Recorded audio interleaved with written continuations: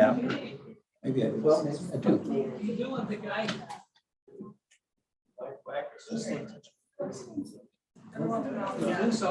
I go as long as I can. I can't remember. It's that halfway about what on the summer term? 10%. What do you need it for?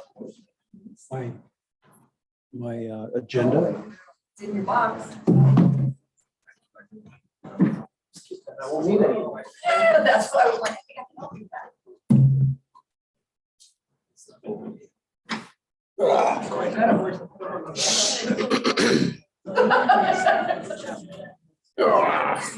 I'm trying to do 15. It's okay.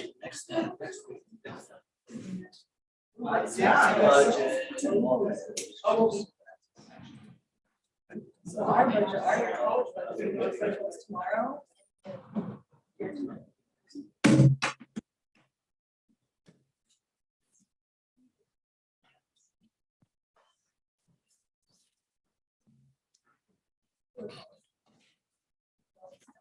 Hey, Darcy. Yes. You wanted to read this proclamation? You want me to do it? Sure. You want to do it? Either way. You're gonna have, if you do, you're It's got gonna, your name on it. yeah, I know, you're gonna have to say, therefore, the mayor, instead of saying I, Rich Mays, Right. okay? So you're Okay. gonna do it then? Sure. Uh-huh.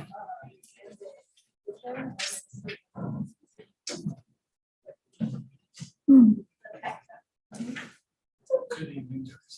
Hey. Yeah.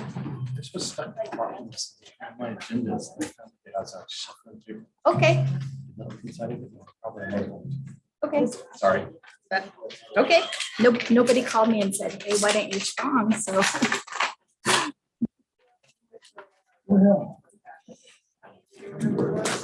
Oh. Finally asked you, Dan. You. Yeah, because it's in this machine Dinner. instead. They had a good one. 10%. No, Dear, I I have. Kind of noodles with beef, like stroganoff or whatever, and brownies were excellent. Corn, I love corn. Those, you can take a plate home, there's always plenty. okay.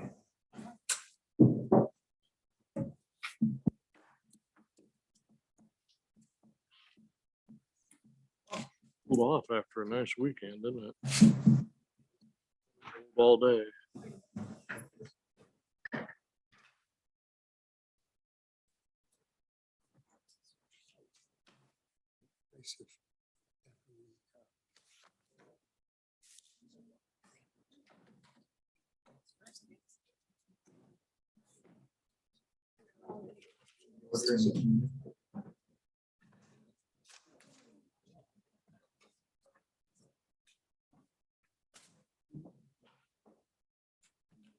I don't have my phone with me, so I don't have a stopwatch, and I don't have a. Well, I got a phone. You got a phone? Need a watch? Well, I don't know. Daniel has it. Yeah. We got 5:23. Yep. Oh. Dan. Oh, other Dan. Other Dan. Sorry, I'm like, you know, this is.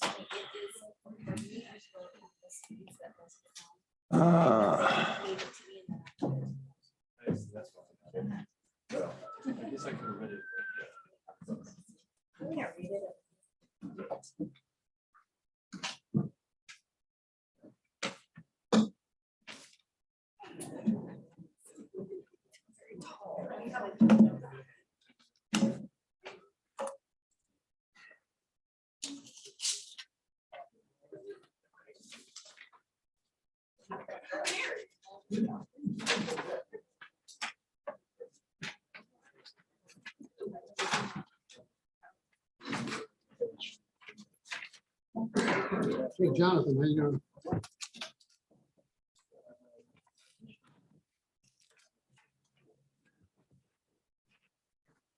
Daniel says he's going to address this.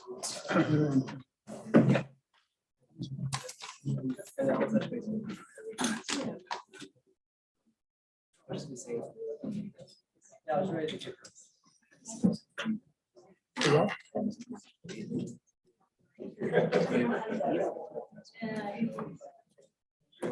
the activities over the weekend.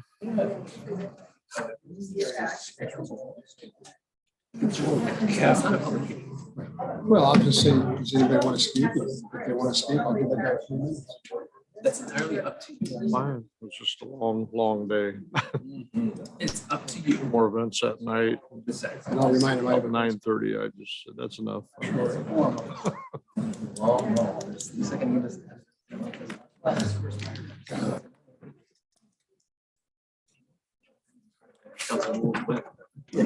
Seriously. Daniel's got, well, there it is. I forgot my phone, so I don't have my stopwatch. Yeah, you should probably figure out how to change the settings so it doesn't go dark on you. We'll go dark and then lock up, and then you'll have no idea how to get back in it. I'll just hit you. When they start, you just hit the stopwatch. You can- And then just put it right here so I can see it. For the presentation. For the, no, For for public the comment. public comment, if Okay. there's any. Can do that.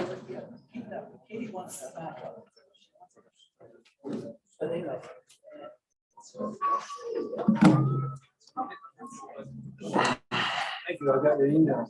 I got your.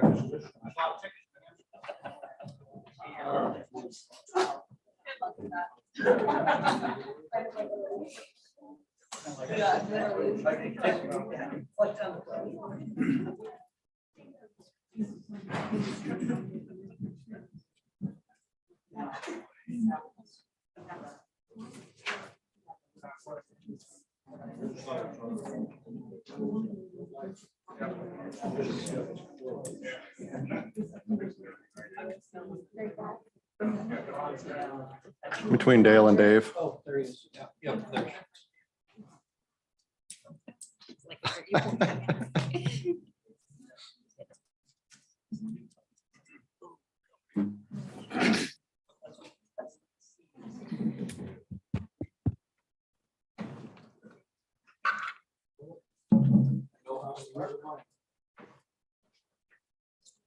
I don't.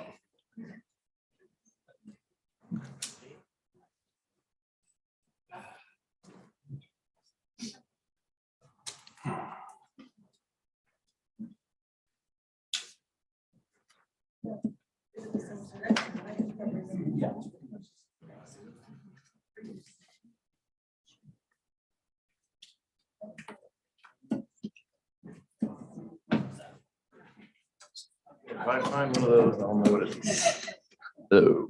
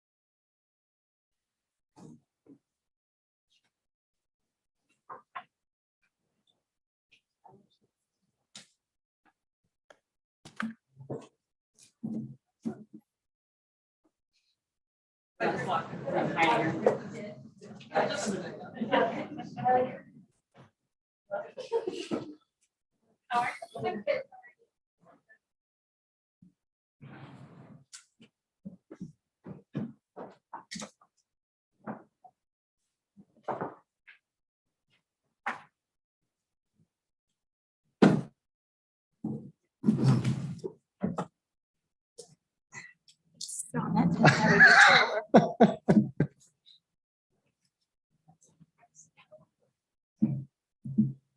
Come on, wake up.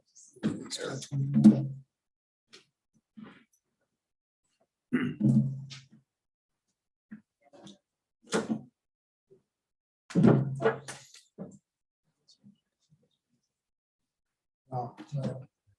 No. Let's do it this time.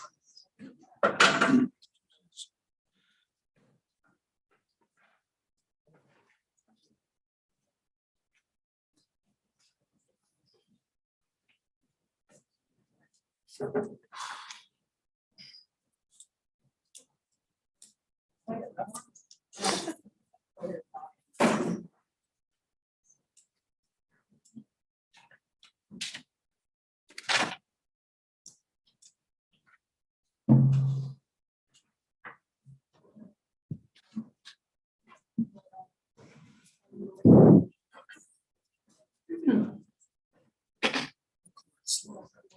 is.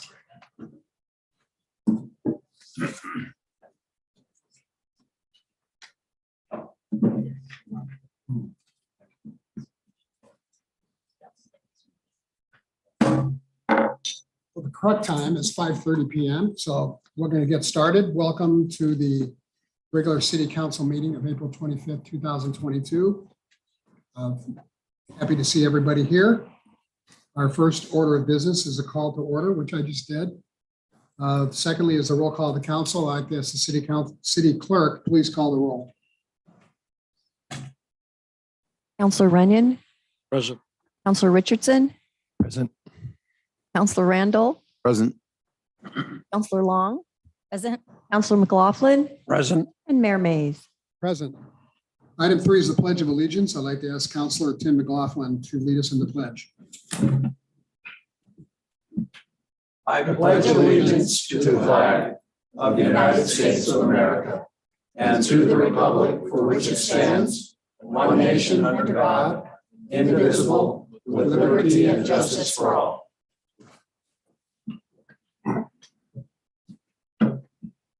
Item 4 is the approval of the agenda. We have 2 changes tonight, so the agenda will have to be amended. First of all, under, there will be a city attorney's report under, so it'll be the number 8 after the city manager's report. And also there will be no consent agenda tonight.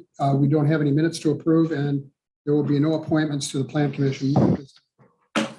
So with that, I'll ask for an approval of the agenda as amended.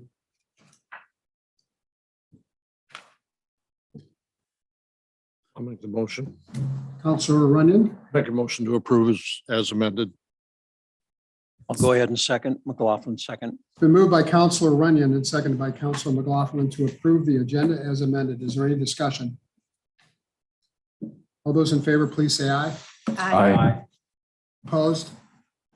Thank you very much. Presentations or proclamations. 5A is a Provider Appreciation Day proclamation. And because of her involvement with this issue, I've asked Councilor Long to please read the proclamation for Provider Appreciation Day.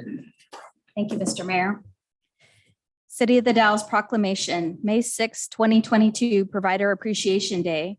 Whereas Childcare Aware of America and other organizations nationwide are recognizing childcare providers on this day.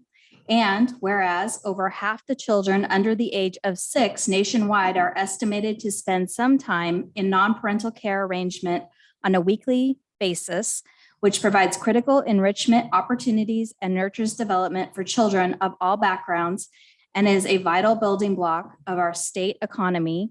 And whereas the COVID-19 pandemic has created tremendous hardship for childcare providers and the families of Oregon who depend on them, who have continued to meet the needs of families while risking their health and financial stability to remain open.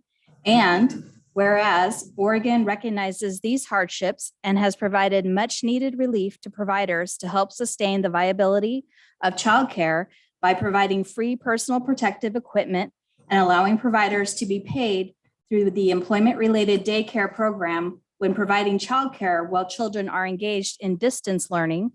And whereas our future depends on the quality of the early childhood experiences provided to young children today, support for high-quality childcare represents a worthy commitment to our children's future. Now, therefore, Richard A. Mays, Mayor of the Dalles, Oregon, hereby proclaims May 6, 2022 as Provider Appreciation Day in the Dalles and urges all citizens to recognize childcare providers for their important work. Thank you, Counselor. With that, we'll move on. Thank you very much. Item 5B is the Dalles Beautification Committee is here for an update. And I believe the committee is all lined up in the first row. I'm sure they'll be properly introduced by the chair, Ms. Tiffany Prince. Thank you, Mayor, City Council members for having us. I will introduce everyone. Here to my right, we have Debbie Ferrer. She'll be manning our slides. Behind me, I have Bill Lennox, Adam Rumlow, John Nelson, Connie Crumrich, and not present, she's our newest member, is Kelsey Alsheimer. So I'm going to give Debbie a second to load up the presentation. Okay, cool. We have a hard copy. Yeah, that is an additional supplemental, in addition to the presentation, you did get provided some documents. So today I'm just here to introduce and then hand it off to the rest of my committee, but we're going to be speaking about our budget request. I want to, point out that it is a larger request than we've had in the past, and we will be sharing why. The past 2 years, we've received about $10,000 as, and you'll see through what I'm going to share, the accomplishments that we've been able to do with that $10,000. And so after being a committee for a couple of years, we really have our sights set on some things and some things that will really help beautify, we think, the city, recommendations, things that we're advocating for. So even though I'm sharing our past accomplishments, we really have a focus for the future as my committee members will be sharing. All right, great. So some of the things that we have is our beautification award. We give this out to homeowners April through October, and a holiday award for the month of December. And we get great feedback. It's open to the community to submit houses. Here's our most recent winner. And another large accomplishment that we've had, which went well beyond our budget, but we had coordinated and worked with the Lions and the Parks District to revitalize and rework and this whole Rose Garden area and Vote Fountain up at Cirrhosis Park. We got rid of that red rock and new lions. The fountain does run. And pavers, as you can see, it really just shines on up there. It was truly a great accomplishment. We also have our Stop the Drop campaign, which is an anti-littering campaign. And there's several different areas to this.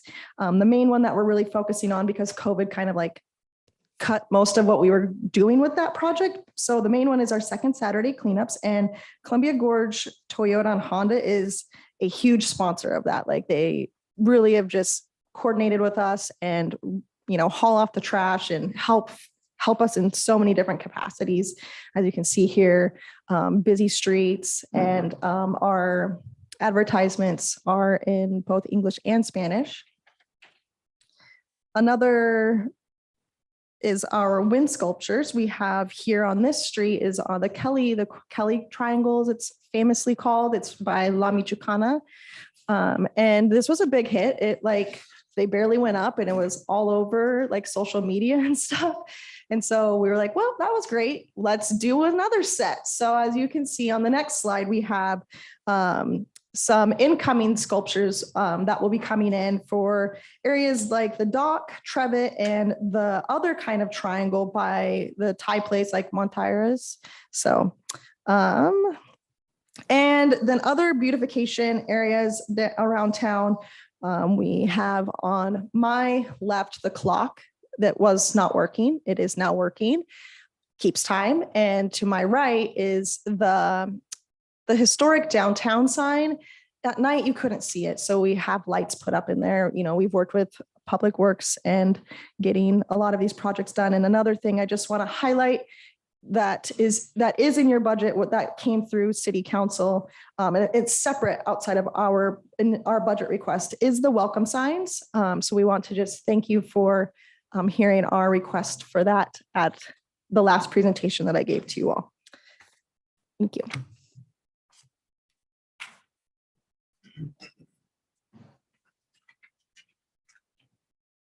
Hello, I'm Bill Lennox, and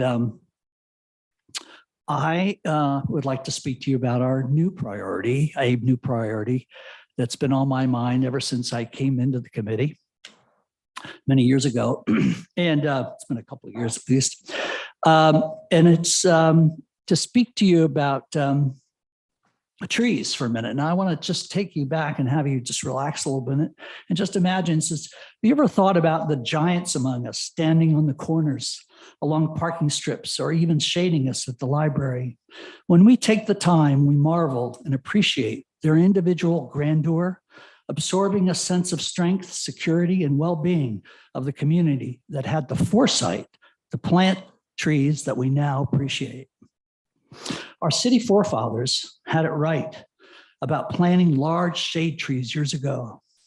Many of them arrived in the Dalles from the East Coast and other locations and knew from their past experience of the importance of trees in the community, especially in our semi-arid climate. They planted trees along our main streets, in neighborhoods, parking strips, choosing a well-known species at the time, the sycamore. A prime example is the tree at the library where the bears hang out. Large sycamores and other large shade trees were planted throughout the city. Some of these trees can still be seen specifically in the 400 block of East 8th. You have that? And other side streets. These large trees once lined 8th Street, 4th Street, 12th Street, and for many blocks, but were removed. This is a picture of 8th Street, where at one time, this particular street was lined with large sycamores, but they were in fact removed. And while we understand that some of these trees cause damage to sidewalks, we all know of past accommodations made by the city to prevent removal, like the giant elm located near 4th and Lincoln Street.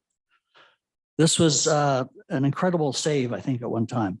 There are many varieties which could provide the canopy so well needed in this community. I'm using the sycamore variety only as an example of what could come with a program that changes the way we think and understand about the importance of trees by encouraging a citywide plan for owners to keep their trees. Really important here, because so many times we see beautiful trees being decimated, and it's just because they have become a nuisance. To keep their trees when possible and to plant new ones. We, the Beautification Committee, really encourage the city to hire an individual to develop a program as modeled by our other communities, as other communities have done. This person would work with all stakeholders to develop a plan so that there would be more consistency of agencies. I know Urban Renewal, Parks and Rec, Main Street, the Dalles Chamber, City Public Works, along with ODOT and others, have interest in developing a comprehensive plan. The city has most recently supported a climate change committee, which also supports a tree management program. Our tree canopy is really critical for economic development and all the myriad of benefits as outlined in a wonderful link in front of you, which I believe is the argument for large shade trees. This is a very concise pamphlet. It really gives you a good argument of why shade trees are so critically important for communities. Our city will soon lose, and this is an important thought, our city will soon lose the majestic trees we now have. The beautiful isolated sycamores that you see periodically, the one on the state parking lot, down here on 4th Street, those trees aren't going to last forever. And so our recommendation is the city really work on developing and putting energy, planting the seed, literally tree seeds and others, to be able to develop a program that we think that would be help the city, not only now, but into the future. Thank you. Thanks, Bill. Thanks, council, for hearing us out. My name's Adam. I guess I drew the long straw because I get to talk about the economic impact of trees, which are pretty significant, just as a source of income. And the rate of return here you see quoted is more a factor of deferred maintenance, right? But that was one of the issues with the sycamore, was they all had to be taken out. They were tearing up the sidewalks, and so a proper tree program really can help save the money, and it's a good use of resources for a couple of reasons I'm going to go through. It increases property values across the city, downtown. It also reduces energy bills, especially in a place like the Dalles with that sun in the summer. I mean, it gets pretty hot, so some good shade is a benefit from an energy conservation perspective, but it's also great in communities. It does empower or give the community a sense of empowerment, healthier patterns of child play in the neighborhoods. And I think anybody driving around can kind of see that. when they drive through a neighborhood with trees, and well-marked sidewalks and safety as well. But it encourages better play among our youth, which is really important. It's more value for neighborhood common spaces and people gathering, fewer incivilities. It reduces property crimes and violent crimes, reduces driver aggression. This comes back to that stress relief effect that trees have on people and just greenery has and shade has on people. So stress recovery as well. Hard to quantify, but definitely we all feel it. So downtown too, people pay more for commodities in places with trees. They'll spend more time there. It reduces noise. It can reduce the wind as well. And also just provide that space, I think, that a lot of us on the beautification committee have really tried to cultivate, which is a space for people to enjoy downtown, and shade and some windbreak is really a critical component of that here. So it also reduces the temperature in these heat islands, right? But nobody wants to sit on these benches we're going to talk about when it's like 105 degrees and there's no shade. So we're I think everybody on the committee, but also the partners we've talked about as well. And I just like to compliment the committee here. They worked really hard. A lot of these folks have been on here for a few years, and they've been putting in a lot of work to kind of identify a big project. And we looked at doing this ourselves, but it's just kind of beyond the scope, I think, to do it right. And that investment we think would be a really great addition to the community. So I'm going to talk a little bit about the climate concern as well.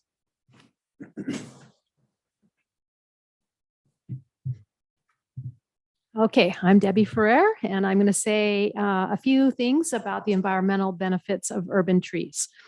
So as Adam mentioned, I'm just going to finish off with that. Urban areas are typically about 1 or 2 degrees hotter than the surrounding rural areas, but they can be as high as 10 degrees hotter under certain conditions when there's a lot of pavement and so on.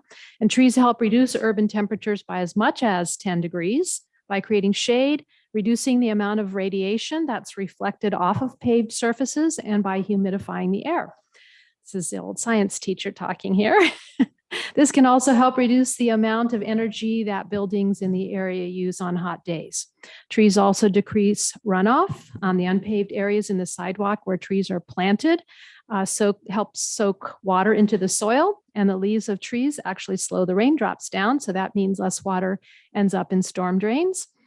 Trees take in and use carbon dioxide, of course, to create the molecules that make up the tree. And an average tree can store hundreds of pounds of carbon dioxide during its lifetime, which helps remove this greenhouse gas from the atmosphere. And finally, as we have a downtown that has literally hundreds of cars, I don't know, maybe even thousands of cars going through it every day, trees also can remove particulate matter, pollutant particulate matter from the air. So they can actually help filter this particulate pollution. And some trees, like the silver birch, the yew, and the elder trees, can reduce particulate pollution by as much as 70%. I'm going to turn it over to John.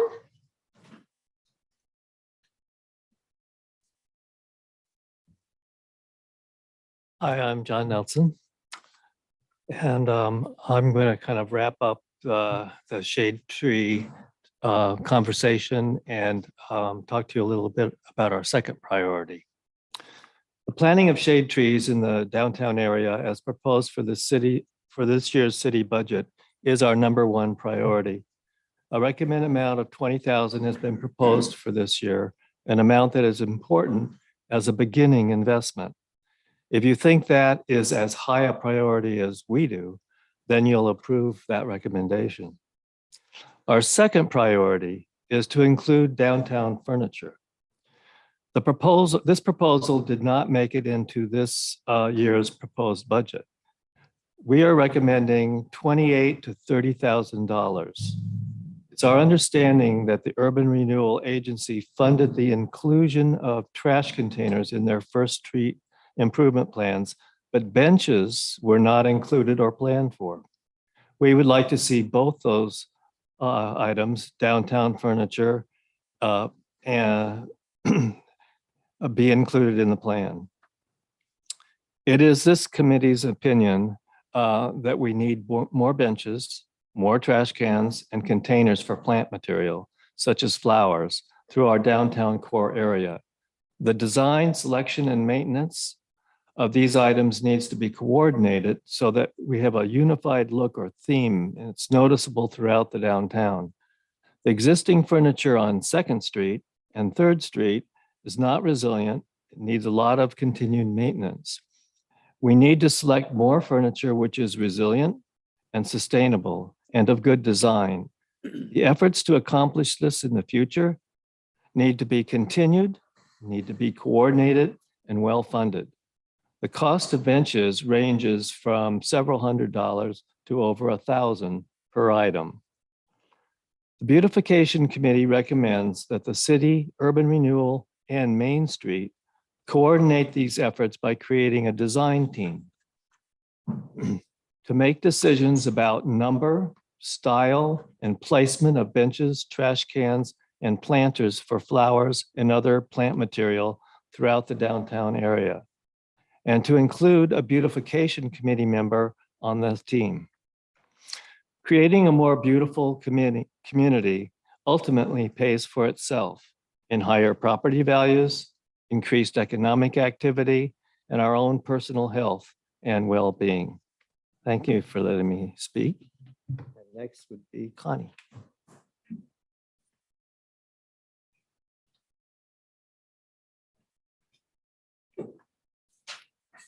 I'd like to say a bit more about the third type of furniture, planters. From its start in the summer of 2019, the Beautification Committee has desired to see container plantings throughout our town, convinced that in addition to healthy trees, there's nothing more transformative in a city than colorful containers filled with well-cared-for plants. As mentioned by John, we are recommending the formation of a design team that we would love to be part of. This would be, the work of the team would be a multi-phase, multi-year project. So members of the committee would go to visit other towns and come back, and numerous times we would have the conversation about how much we would admire hanging baskets and planting containers in the towns that we visited. And inevitably, the question would be raised, why couldn't we have that in our town? And we believe we can. It requires a commitment on the part of the city to care for and maintain the planters. And we believe that the city is understaffed in the area of maintenance and recommends enlisting the services of additional staff or an independent company. In addition to caring for trees and plantings, there are other tasks in need of more attention. These would include weeding of tree grates, weeding sidewalks, weeding other city properties, cleaning sidewalks, litter removal, and the cleaning of restrooms. Increased staffing will enhance livability, economic development, and environmental improvements. The Beautification Committee members cherish our city and see it as being like an unpolished diamond. And we want to make and help make the Dalles shine. And it feels to us that just like before COVID, there's a real bubbling occurring in the Dalles. New businesses are popping up, First Fridays, cruise ships, the murals, our history, natural wonders, recreational opportunities are bound to bring more and more visitors to our town. And technology is allowing people to live wherever they want and work remotely, which is going to grow the number of our residents. We love our city and see great potential in it, and we're committed to reaching the goals stated in our Beautification Committee mission statement. Add to the rich cultural history of our place, share the beauty of our community, and instill a sense of pride in our public, private, and communal outdoor spaces. Thank you. Thank you. Any questions for the committee?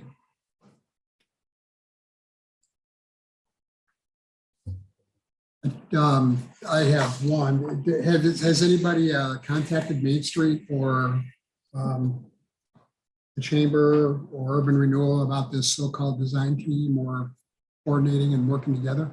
We do coordinate and work with all of those entities. We have through Izetta, who is our staff liaison. She invites them to meetings. As far as the design committee, no, we have not gone that far yet. I think we're waiting to see what kind of shakes out through budget process before we spearhead on that. That'll be on May the 2nd, which is a week from tonight. We will be there.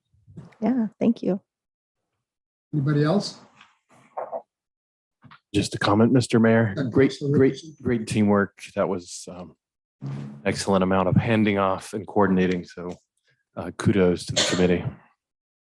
Also inspiring and intriguing thoughts and obviously a lot of homework. So thanks on both points.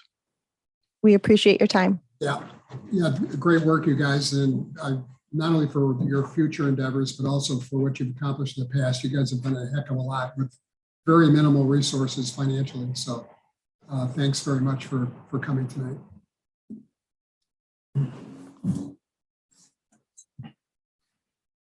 Okay, item 6 is audience participation. During this portion of the meeting, anyone may speak on any subject which does not later appear on the agenda. Up to 5 minutes per person will be allowed. Citizens are encouraged to ask questions with the understanding that the city can either answer the question tonight or refer that question to the appropriate staff member who will get back to you within a reasonable amount of time. If a response by the city is requested, the speaker will be referred to the city manager for further action. The issue may appear on a future meeting agenda for city council consideration. Is there anyone in the audience who would like to speak to the city council for up to 5 minutes on any subject which is not later appear on the agenda? Or is there anybody on Zoom who would like to speak?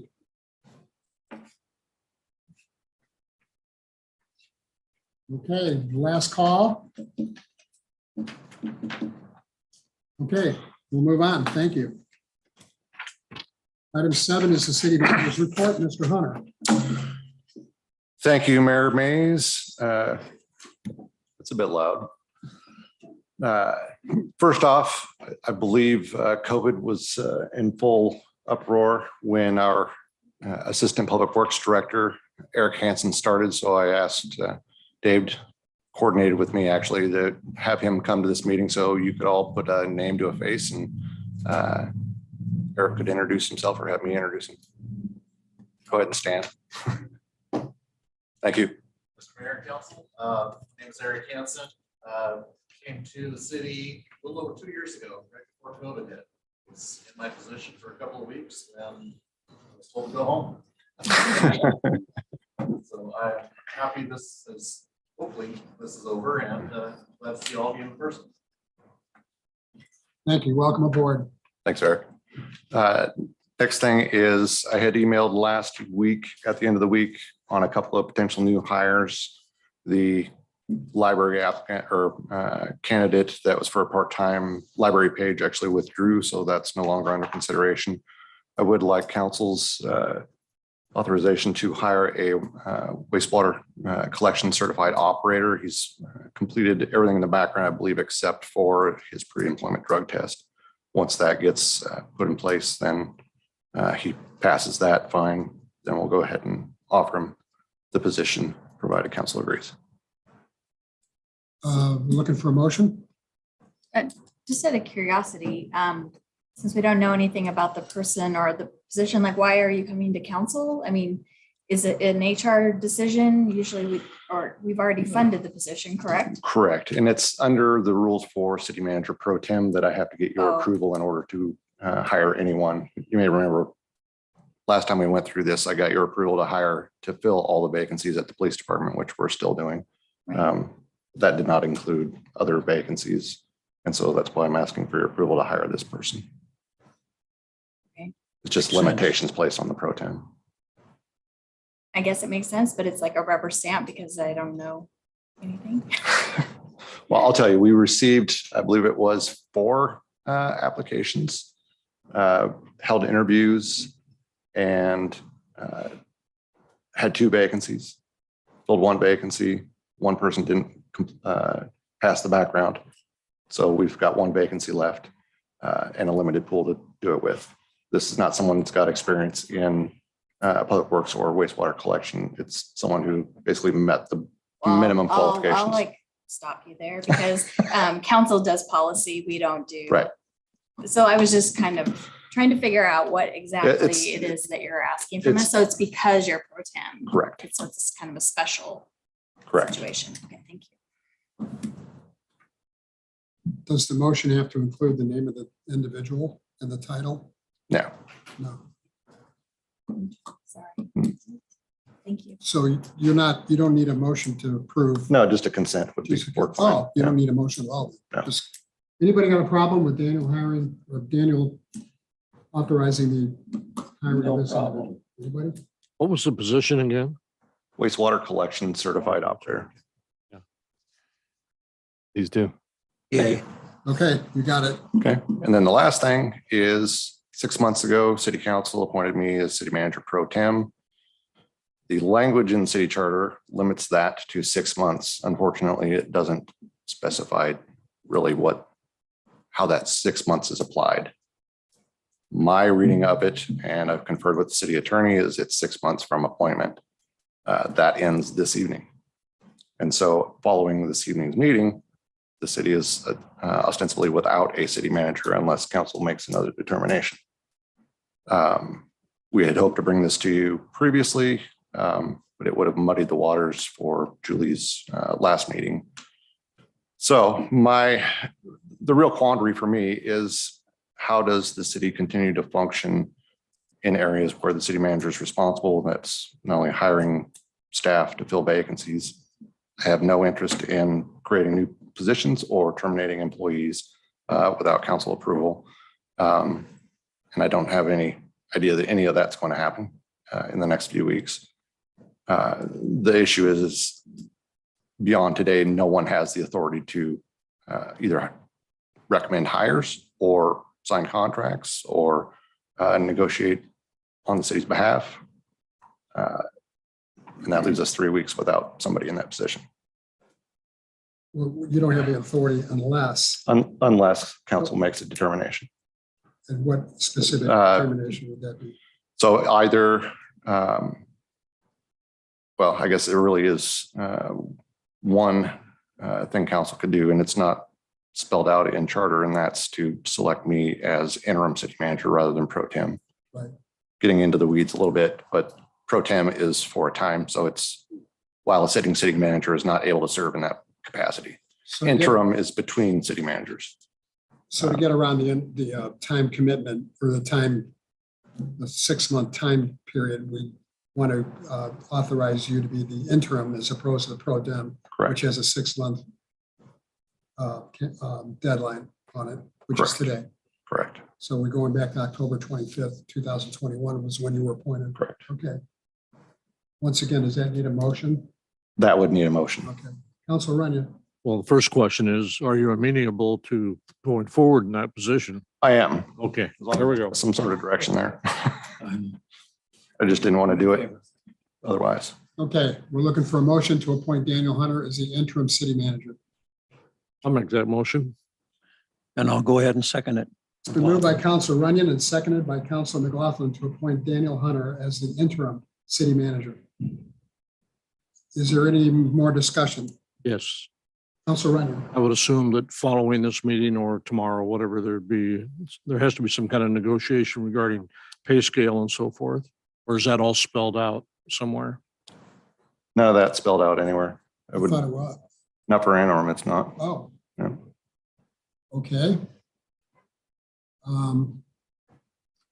I'll just say for the period of pro tem, and generally when someone fills a position of their supervisor or manager, we have in our policy what is acting in capacity, that employee receives another 5% in their base pay. And that's what I've been operating on. Yeah, I just wanted to put that on the table. There's a little paperwork needed, but I'm all for it.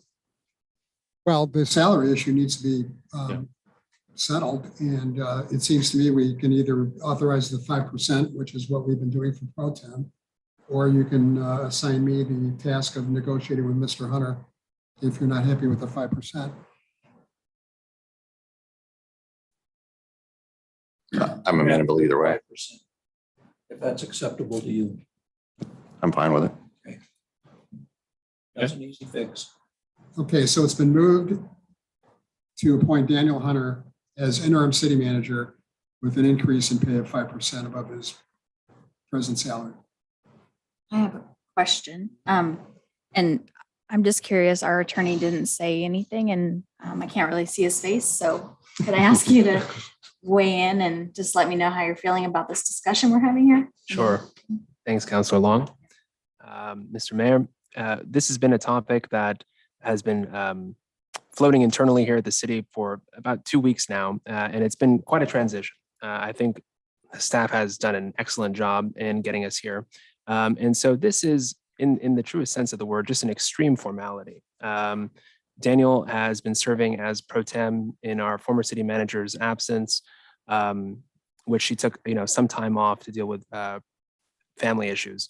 And so Daniel was well versed in the city manager responsibilities and has been for some time. And so I think he sort of bubbled up to be a natural fit to serve in the interim capacity. And so there appears to be some language in the charter indicating a 6-month time period for what's known as a pro tem city manager.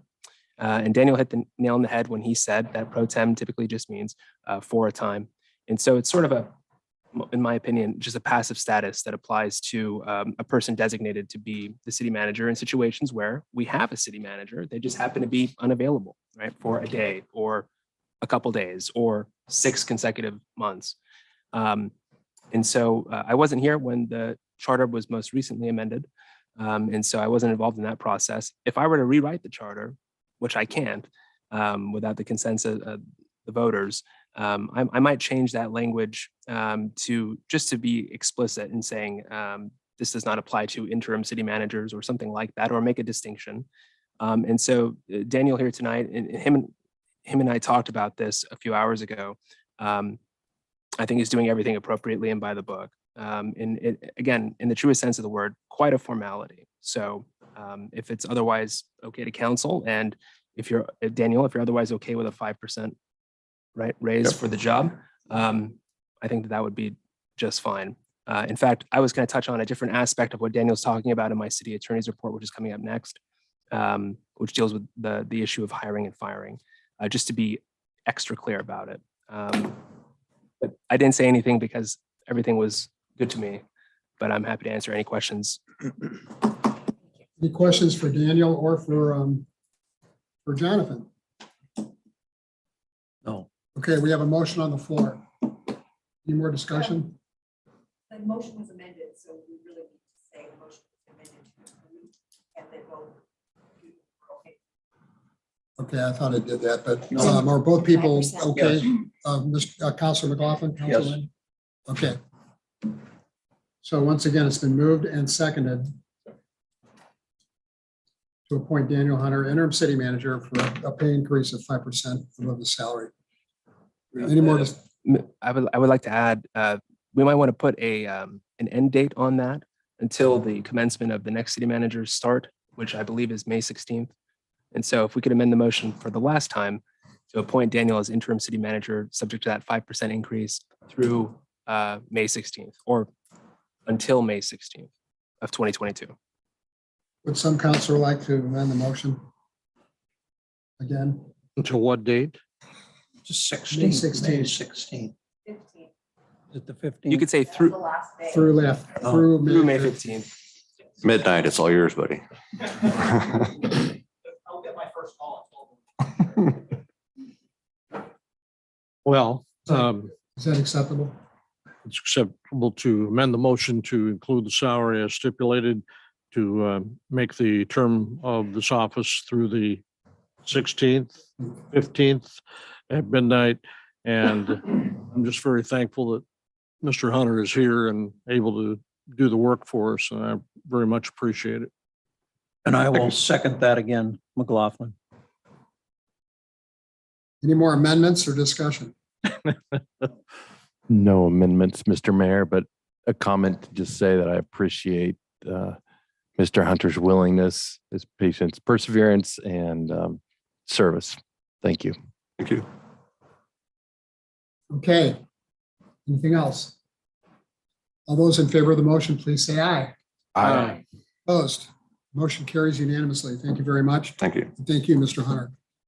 Next on the agenda is the city attorney's report. Mr. Kara. Thank you, Mayor Mays. As I mentioned, and as Daniel mentioned, a number of the city's positions are currently open and advertised or in the interview process.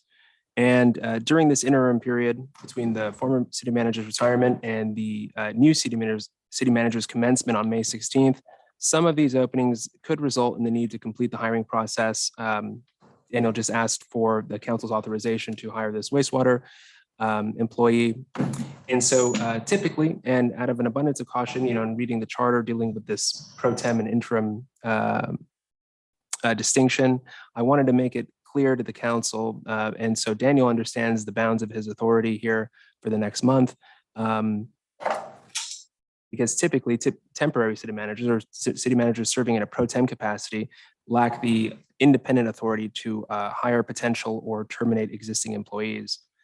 In our case here in the city of the Dalles, there does not appear to be a need to authorize Daniel to terminate anyone's employment, which my opinion is should remain a council decision until the new city manager's service begins on May 16th. But since Daniel's currently the city's HR director and is now serving as the interim city manager, my opinion is it's in the city's best interest to authorize him to make those types of hirings as opposed to firings should vacancies arise. And so my advice here and the extent of my report tonight is to advise council to make a motion to temporarily authorize interim city manager Daniel Hunter to finalize city employment hirings for all positions recently open, advertised, in the process of being advertised, or in the interview process until May 16th, 2022. And again, this is a bit more of a formality, but we would like to do everything as prudently as possible and to ensure that Daniel has the tools that he needs to do the job that you all just asked him to do. And so again, I'm happy to read the motion if any counselor so wishes to make it. Just a quick question. So does this mean he would not have to come back before the council like he just did for the wastewater employee? Correct. Correct. Correct. Okay. Does anybody want Mr. Kara to repeat the motion? Not necessary. Unless I said it, you. He's going to read it for you, right? Well, you already did. You want him to read it again? Anybody? Don't worry about it. Okay. Okay, so anybody like to make a motion for what Mr. Kara just said? I will move to make the motion per City Attorney Kara's suggested draft resolution, or suggested resolution rather. I'll second that. It's been moved by Council Richardson and seconded by Council Randall to approve the motion as read by Mr. Kara regarding the interim city manager's authority to hire. Is there any more discussion? All those in favor, please say aye. Aye. Opposed? Motion carries. Thank you very much. City Council reports. We'll start with Mr. Councilor Runyon. Not a lot of things, but it has been busy. The 22nd, as a secretary of a group called Outside the Wire that works on veterans issues and whatnot. Again, I'm not a veteran. I just keep getting asked to be involved in things. But we had an awards night. I presented awards to some community leaders in the area that have done over and beyond helping our community recognize veterans and veterans issues. It was well attended, probably around 50 people at the Civic ballroom upstairs. That was on the 22nd. On the 23rd, just kudos to everybody involved in the 41st annual Cherry Festival. It was amazing. And after a couple of years of, almost gone, it was just really good to see people downtown and out and about, and the streets were full from dawn to dark and after dark. So good job. That's it. Councilor Richardson. Thank you, Mr. Mayor. On April 12th, I attended an Urban Renewal Agency Budget Committee meeting on the 14th and the 21st, attended the Chamber of Commerce Government Affairs programs. In between, I had a couple of personal meetings or one-on-one meetings with our outgoing and incoming city managers. On Tuesday, the 19th, attended an urban renewal board meeting. On the 20th, started reading our city budget. Still working on that. This weekend, did a little bit of volunteering with the People's Forge Art Project at Cherry Festival. It was great to see people out and about. And I want to take opportunity, Mr. Mayor, just to give a word of acknowledgement and thanks to the many neighbors in our community who volunteer and make our community a bit better, whether it's serving on a committee or doing work that goes unseen. There are a number of people behind the scenes on everything from the Cherry Festival or the parade, supporting our students, beautifying parks and trails, feeding children who would otherwise go without, and any number of other worthy things. And I appreciate all of my neighbors who give with such heart. And speaking of heart, I want to encourage people to check out the ongoing high school spring musical Spin. Mr. Mayor will say it's only because I am somewhat acquainted with one of the actors in that production. But in fact, there's usually about 10 or 12 youngsters on the stage at any one time, and they're all giving it all their heart, and singing and acting. There's 2 shows left, Thursday and Friday night. And I encourage folks to check that out. It's $10 or $8 for some of you. Well spent.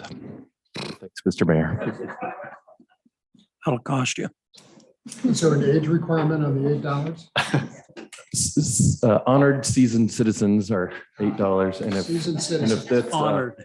if that's too high a hurdle, I know a guy.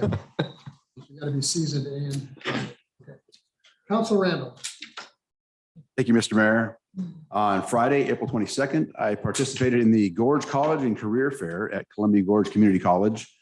About 200 high school juniors and seniors were able to tour the campus, the new skills center, learn about the academic programs, and meet with potential employers. They also had opportunities to work on resume writing and interviewing skills. On Saturday, I participated in the Cherry Festival Parade. And this morning I met with the executive director of the Dalles Main Street to discuss their budget request for fiscal year 2022-23. And that's my report. Thank you. Councilor Long. Thank you, Mr. Mayor. On the 12th, I attended the Urban Renewal Budget Committee meeting. And on the 20th, I attended the Traffic Safety Committee meeting. And it looks like there's going to be some interesting things coming out of there, particularly after budget goes through. But one of the things, we're looking to add some more money to the 50/50 sidewalk repair program again and kind of clarify how that works for people. So if that's something, a lot of people don't realize that they are responsible for repairing the sidewalk in front of their home. And so this is a program that the mayor really advocated for. And we had this last year and we're going to do again to help people pay for that. 50% from the city, 50% from the homeowner. I was ill, so I did miss the urban renewal agency meeting, but we did try to do a meet and greet and just to get to know each other and bond a little bit better. And I participated with some of these other counselors in the Cherry Festival Parade. And that's my report. Thank you. Councilor McLaughlin. Thank you, Mayor Mays. I attended a community outreach team meeting at the community college for a final briefing on the trip to Washington, D.C. And it was very productive. I was asked to meet with Governor Inslee from the state of Washington as he flew in for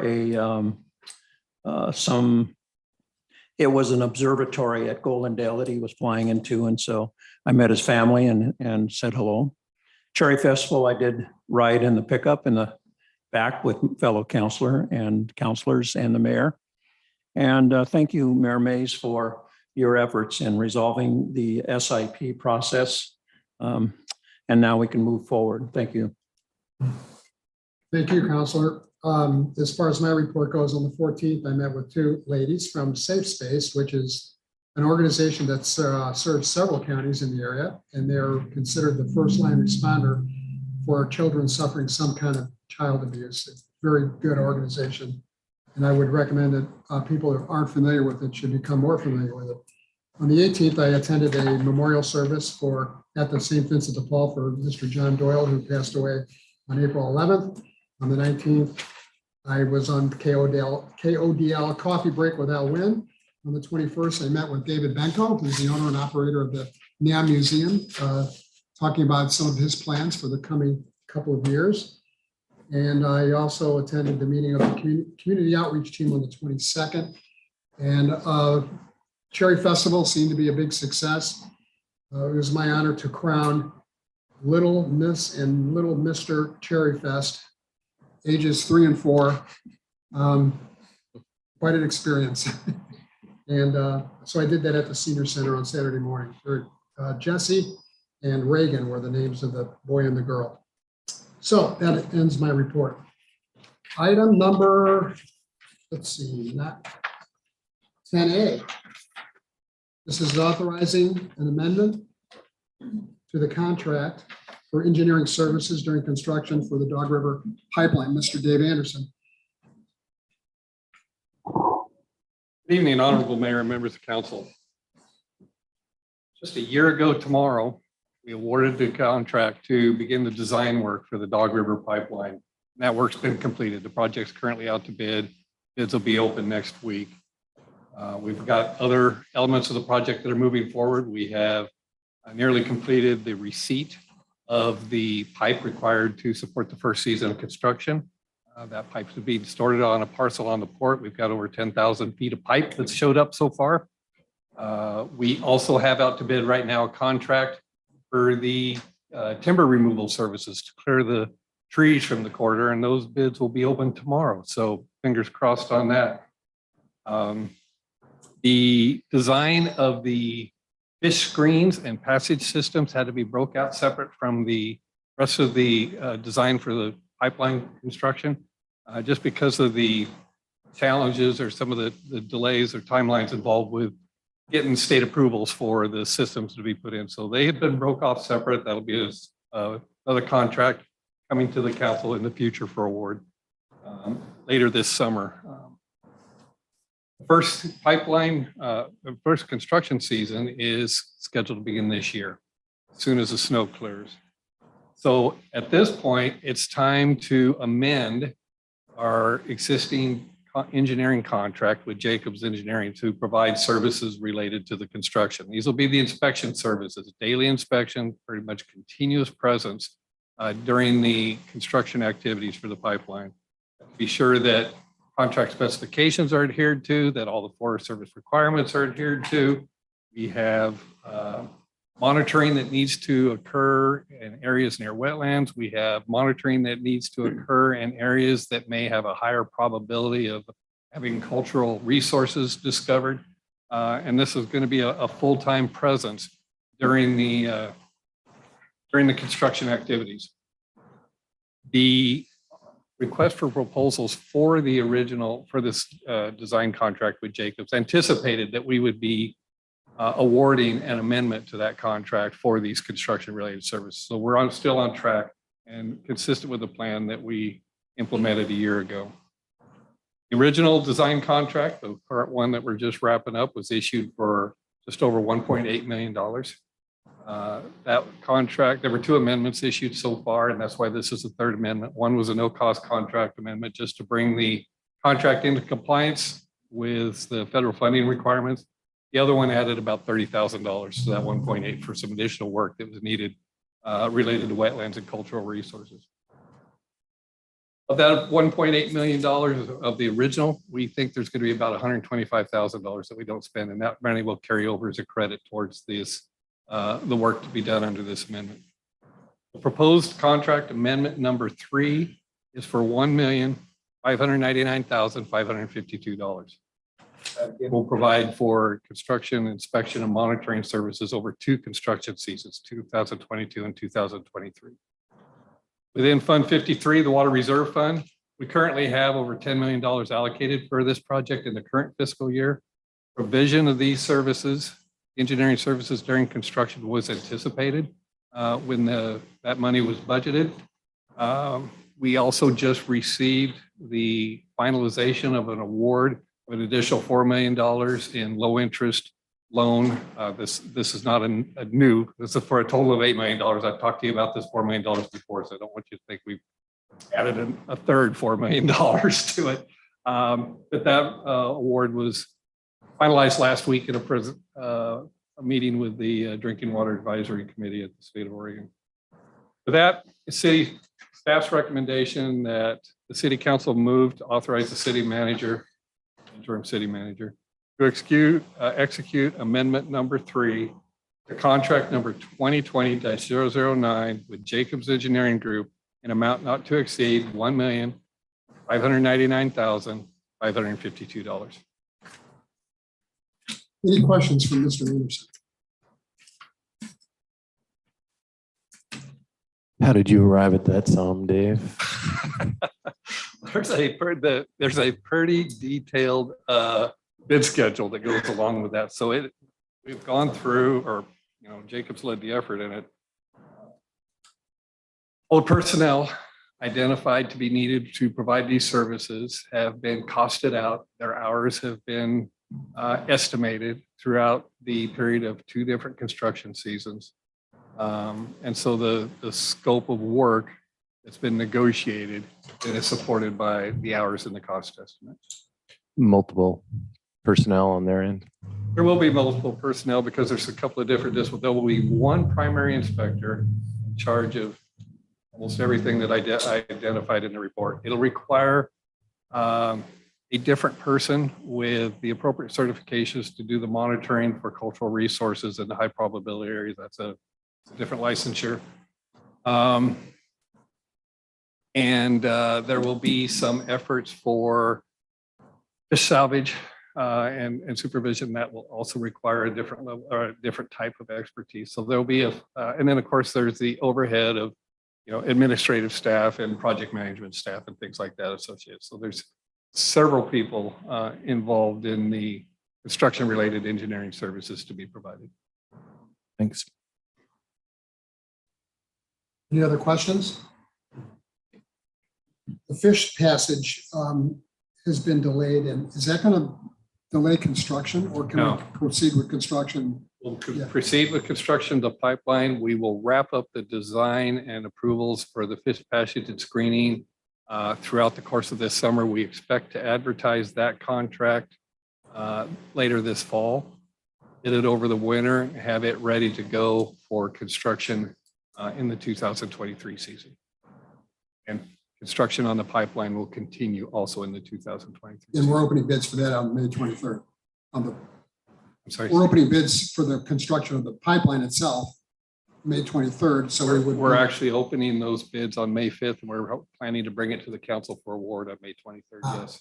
Okay. And then assuming everything gets approved, construction would start shortly thereafter? Shortly thereafter, as soon as the snow clears and the contractors can get into the area. It's kind of a big deal, isn't it? Kind of a big deal. It kind of feels like it. Any other questions? Okay, I'm looking for a motion. All right, Mayor Mays, I'll go ahead and make the motion to move to authorize the city manager to execute Amendment 3 to contract number 2020-009 with Jacobs Engineering Group in an amount not to exceed $1,599,552. Period. Second by Councilor Runyon. It's been moved by Council McLaughlin and seconded by Council Runyon to authorize an amendment to the contract for engineering services for the Dog River Pipeline. Is there any more discussion? All those in favor, please say aye. Aye. Any opposed? Motion carries. Congratulations. I'll stay for the next report. Okay. Next is item 10B, which is a recommendation for the award of some street crack sealing. Mr. Anderson. Thank you. The city Public Works Department advertised for a 2022 asphalt crack sealing project This work will provide for crack sealing services by a contractor on about 16 miles of street. 16 miles of street that'll be treated under this contract will be in addition to the estimated 6 miles of street that we'll be doing with our own in-house crews. So we're taking a pretty big swing at the crack sealing needs throughout this coming construction season. Crack sealing is a treatment that is rather labor intensive. The materials don't cost a lot, but it goes a long ways towards extending the life of a street if that street's already in a fairly good or fair condition and can be extended by preventing the water getting down into the cracks and further deteriorating that pavement surface. We received 3 bids for the project. The low bid we received was from Pavement Protectors, an amount of $80,612.24. And with that, we had actually budgeted $150,000 for this contract in the street fund, line code 7510. So there are adequate funds available for the project. And with that, it's staff's recommendation that the city council authorize the city manager to enter into a contract with Pavement Protectors for the 2022 asphalt crack sealing project, contract number 2022-004, in an amount not to exceed $80,612.24. Thank you. Any questions? Any discussion? Anybody like to make a motion? Mr. Mayor, I move to authorize the city manager to enter into contract with Pavement Protectors for the 2022 asphalt crack sealing project, contract number 2022-004, in an amount not to exceed $80,612.24. Second? I'll second that. Been moved by Council Randall and seconded by Council Richardson to approve the award for the city's street crack sealing program. Any discussion? Where is Pavement Protectors out of? Ben, okay. Okay, all those in favor of the motion, please say aye. Aye. Opposed? Thank you. Motion carries. Item 10C is a resolution rejecting all bids for a contract for the Wicks Roof Replacement Phase 2 project. Thank you, Honorable Mayor and members of council.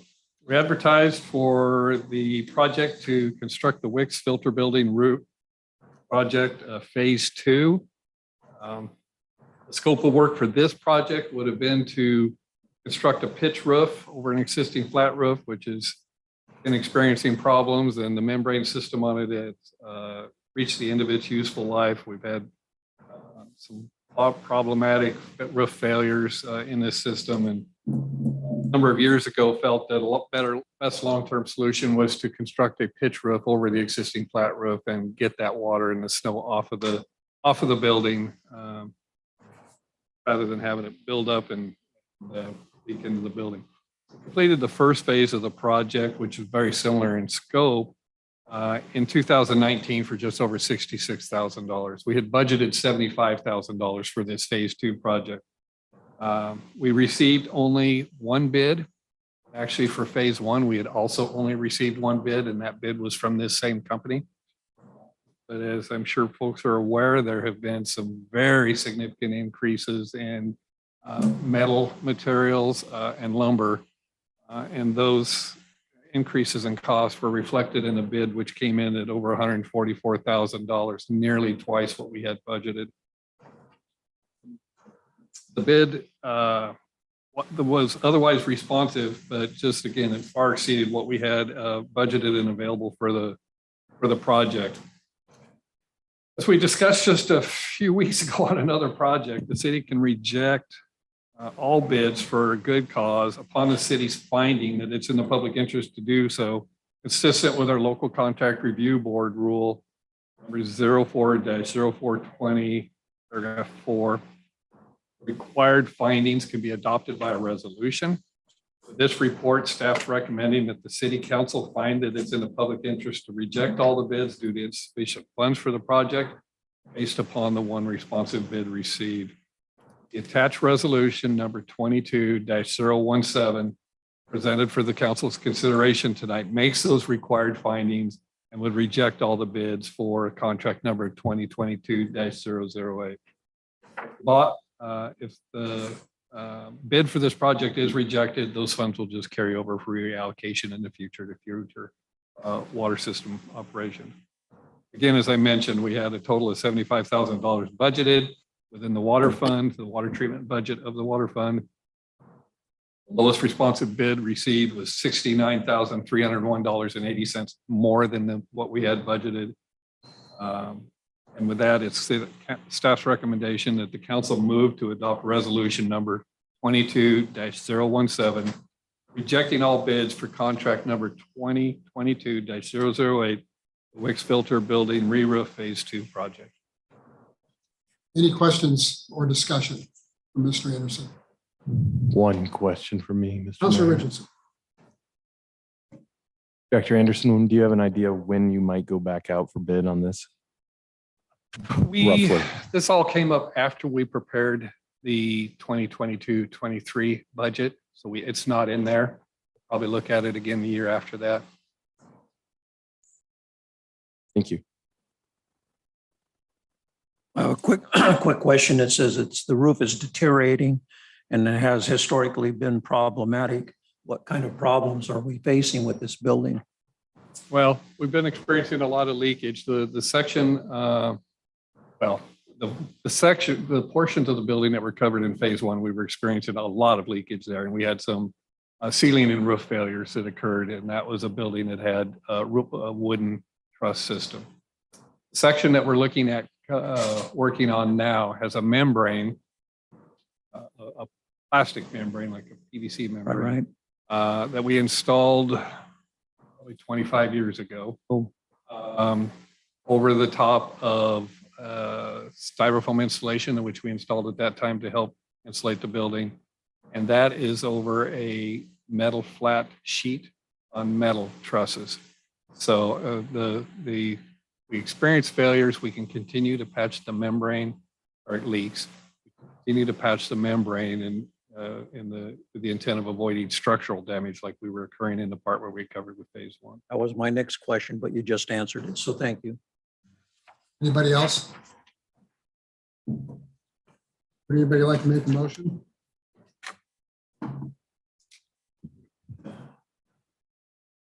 Okay.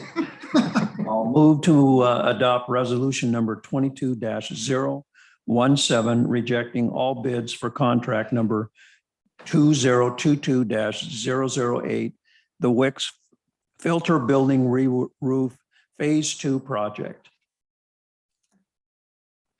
Is there a second? I'll second. It's been moved by Councilor McLaughlin and seconded by Councilor Runyon to reject all bids for the contract for the Wicks Re-Roof Replacement Project. Is there any discussion, any more discussion or questions? Yeah. Councilor Runyon. In your dissertation, did you talk about what you're going to do temporarily to get us through another year? Just continue to monitor it and do the type of maintenance on it we've been doing the last few years, which, like I say, if we identify a leak developing, we'll apply a patch to that existing membrane. If we have something that starts to develop more seriously, then I'll be, reviewing what our financial resources are and having a conversation with the finance director to see if we need to move some money around and give up another project and reprioritize this one sooner than a year and a half from now. Thank you. Okay. Any more discussion or questions? All those in favor of the motion, please say aye. Aye. Opposed? Motion carries unanimously. Thank you very much, Mr. Anderson. Item 11A is a resolution assessing city properties for the removal of junk and garbage. Mr. Kara. Thank you, Mayor Mays.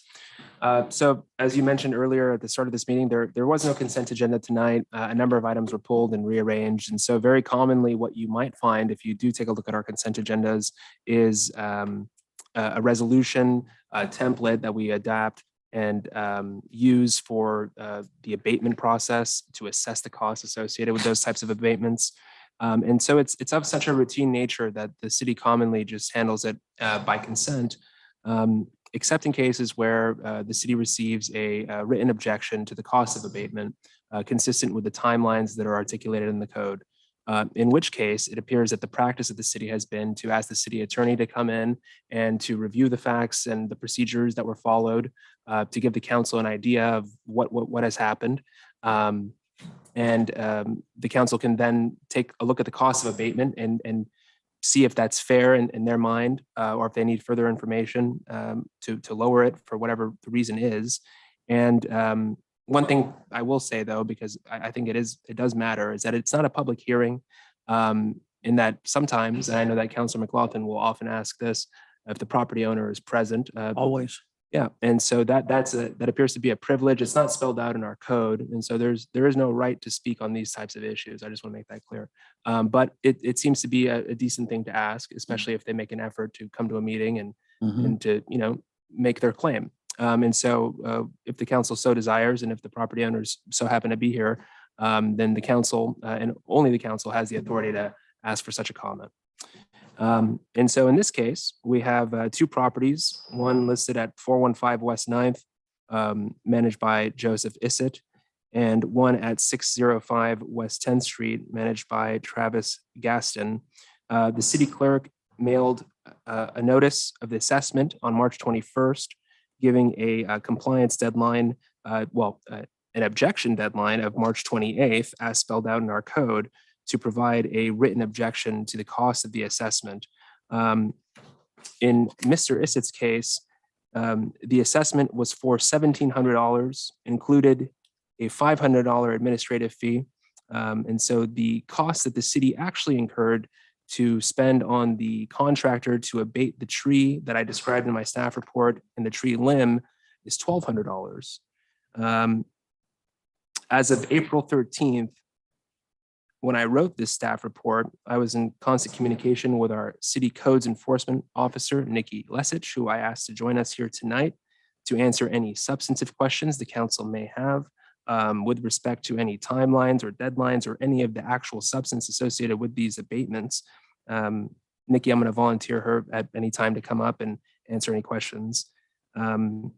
As of April 13th, when I wrote this, Nikki indicated to me that she had not received any contact from Mr. Issett on this issue. However, on April 4th, we have records here at the city indicating that Mr. Issett called our finance department, spoke with finance staff, indicated that he had spoken with the city clerk, but after I spoke with the city clerk, she indicated that she had no recollection of ever speaking to Mr. Issett, and we certainly didn't have a record of any communications. In addition to communicating with the finance department, he requested, and through that communication, he requested an extension of the assessment, wanted to make sure that we knew that he did not ask for the abatement, explained that he believed the city mailed notice to the wrong address, and finally that he would be speaking with his attorney.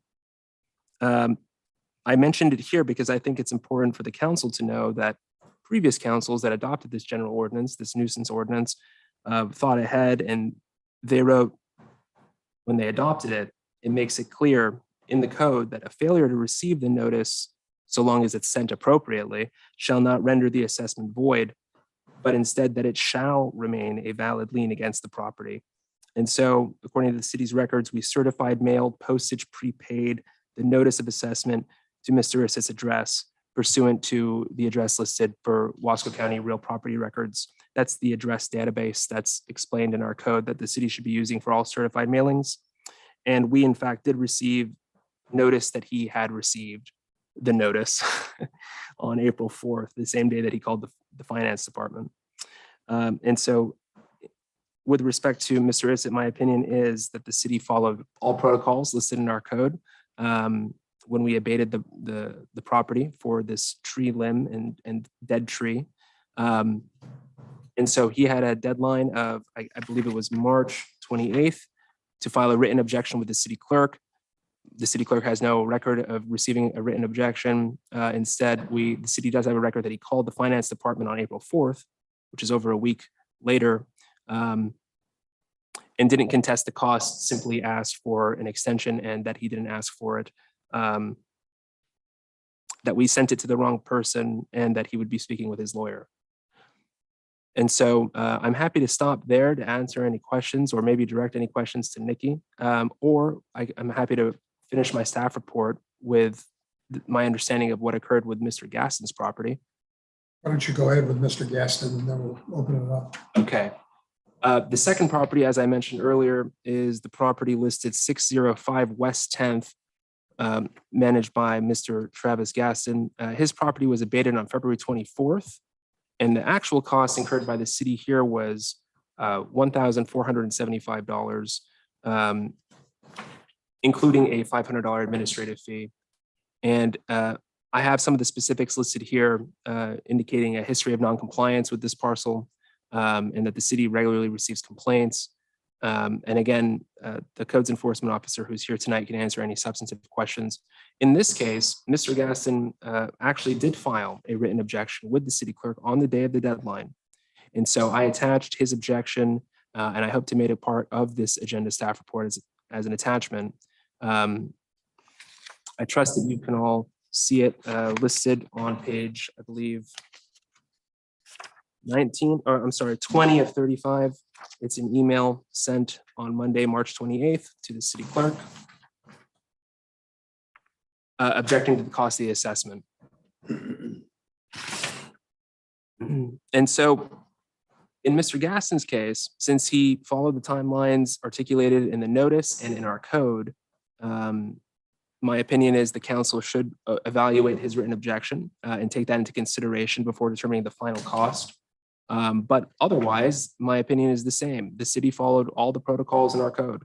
It's my understanding that the city gave extremely long notices here and solicited voluntary compliance on a number of occasions in both instances. For Mr. Gaston's property abatement, the city actually paid $925 to its contractor to abate the junk. And as I mentioned earlier, both abatement assessments would include this $500 administrative cost, which is built into the code. And again, which is thankfully by previous city councils who enacted this general ordinance, in which causes to compensate the city for the city clerk's time, the codes enforcement officer's time, and the city attorney's time spent on assessment and abatement of these properties. And so with that, I'm more than happy to answer any questions, but ultimately my recommendation is going to be the council moves to adopt this resolution as presented using the motion language drafted in the report. Okay, before we get to questions, is there anybody in the audience who would like to address the city council about this issue?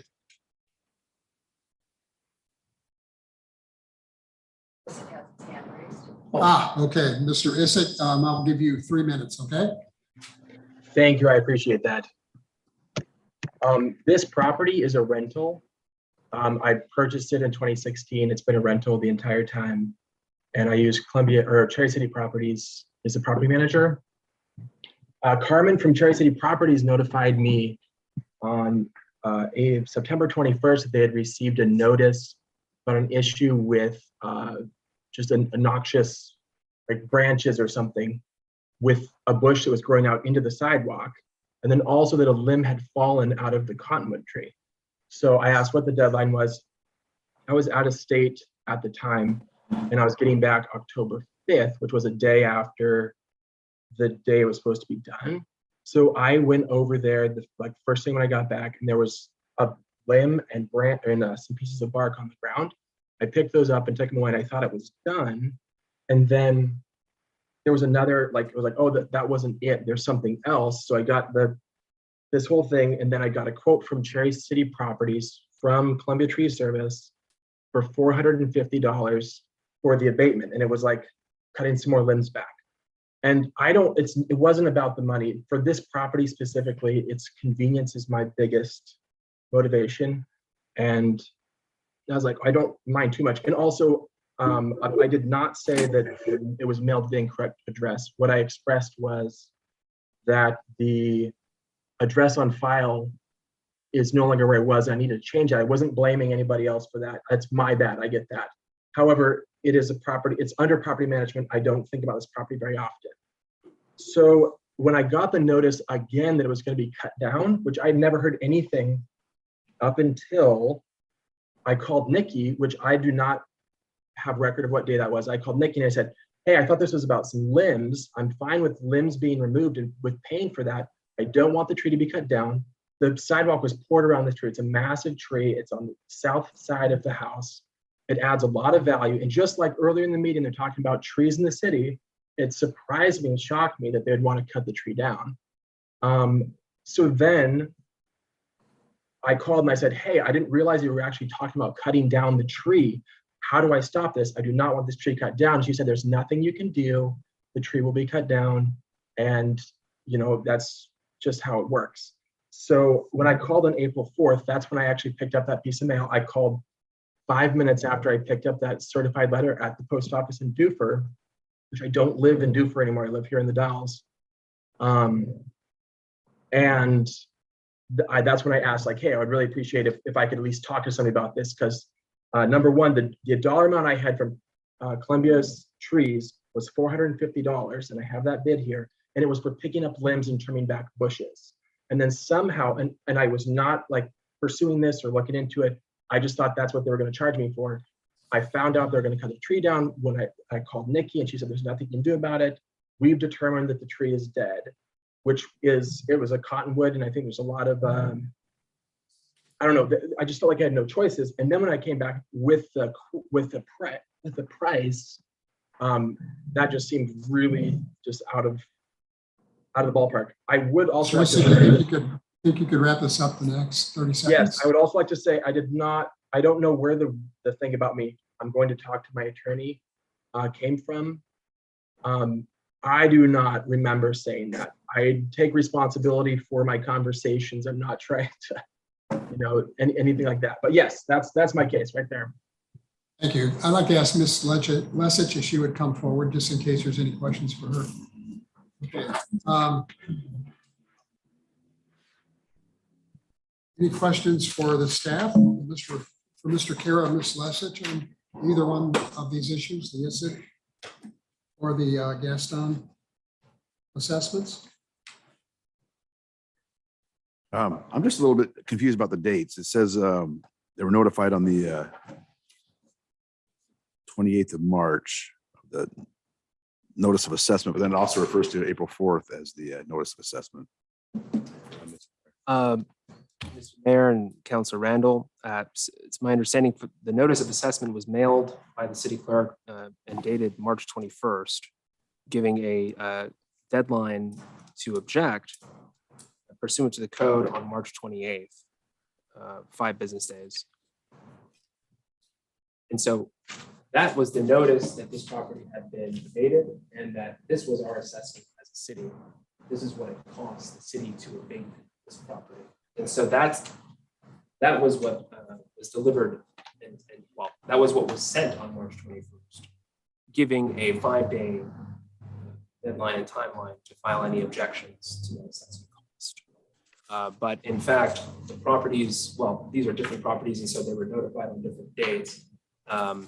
The dates of notification of the actual posting of the nuisance is listed in the resolution, and the codes enforcement officer has a very extensive detailed timeline, but it's my understanding, and we spoke quite a bit about this on April 13th when I drafted this report and resolution, that the property address 415 West 9th Street, the property for Mr. Issit, was posted initially on September 20th, which was quite some time ago. And the property address 605 West 10th Street, Mr. Gaston, was noticed and posted for nuisance on January 24th, 2022. Again, about 4 months ago. Does that answer your question? No, not really. I guess what I'm going for is this. Each property owner had until March 28th to file a written objection to the assessment. Then it says they didn't receive, or they received the assessment on April 4th. Notice the receipt of the assessment on April 4th. That's right. So with certified mailings, part of the reason the city uses them because they're very reliable. And so when the post office says that it'll be there, you know, on this date, we can confirm that whenever the person actually received it is the date that they signed it. And so the post office would have it delivered the day after the city clerk issued the notice itself on March 21st. And so both of these owners should have received it on March 22nd. That is what our code indicates. And Mr. Issa did not receive or did not sign his receipt of it until April 4th. For reasons I'm not too sure why. I would like to say if Wasco County real property tax records are not accurate, Mr. Issa, I recommend you contact the assessor's office to update your address so the city can timely mail you anything in a timely way. But other than, reaching out to the assessor's office, which is what the city commonly does to find an addressee's, mailing address, the city did everything by the book. Any other questions? I just have, it's more of an observation, I believe. Mr. Gaston thinks that the $1,475 is outrageous because it took code enforcement only an hour to get it cleaned. But that doesn't take into consideration the fact that $500 of that is an administrative fee. Is that accurate? Yeah, that's accurate. $975 in actual cost. Yeah, Ms. Lester. But also, I mean, it's an hour, but they had a team there. So we're talking about man hours, you're talking closer to 4 to 4.5 hours of man hour time. So if one person was actually there, it would have been a half a day. Thanks for clarifying that. Mr. Mayor, may I? Councilor Richardson. Thank you. Good evening, Nikki. Thanks for being here. I have two questions. One for each case, each abatement. With regard to Mr. Issa, if I follow him, his case is that essentially there were some miscommunications or clouded communications that hindered its ability to be reactive in a timely manner. Does that strike you as accurate or feasible? I mean, is that a reasonable interpretation of events or not? Are you talking about what Mr. Izzet Yes. talked about? Yeah. Communication has been difficult with Mr. Izzet. Many messages, multiple messages, what I documented in my case notes of trying to connect with him and to urge him to call me specifically during the few days before the abatement started. Also, as he stated, Mr. Izzet stated that the Cherry City Property Management, they did contact me and stated that they were having a difficult time getting a hold of him as well, and he was not returning their calls. So I not only reached out specifically and accurately by our codes, I went farther to work with the property management, who also confirmed that they were not getting a response from Mr. Izzet. So there really was no communication other than the one short conversation that I had with him, what was already past tense as far as it in motion for abatement. Do want to know that the tree was not healthy. We do have an arborist report that states that. It was also confirmed by Public Works by coming out and stating that, yes, the tree is completely dead, and confirmed by an arborist with the Columbia Tree Service. Also, while Public Works was out there, the tree to the east was also noted as dead, dying, and decayed as well. And that I worked with that property owner to get that removed, and he was in full compliance and worked with the codes office. Thank you. With regard to Mr. Gaston's case, in the staff report provided, it said the property has a history of non-compliance. Can you clarify, is the property itself historically problematic or non-compliant, or are we talking about the same person? We're talking the same person, Mr. Gaston's property? Yeah. It is the same person, same property owner. Thank you.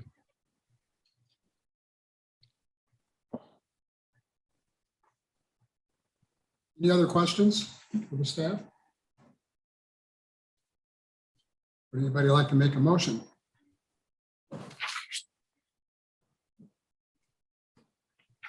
Make a motion. I'll move to adopt resolution number 22-011, a resolution assessing the city's abatement of the real properties located at 415 West 9th Street and 605 West 10th Street. Thank you, Councilor Long. Is there a second? I'll second that, Mr. Mayor. It's been moved by Counselor Long and seconded by Counselor Richardson to approve a resolution assessing 2 city properties for the removal of junk and garbage. Is there any more discussion or questions for the staff? All those in favor, please say aye. Aye. Opposed? Motion carries. Thank you very much. Thank you.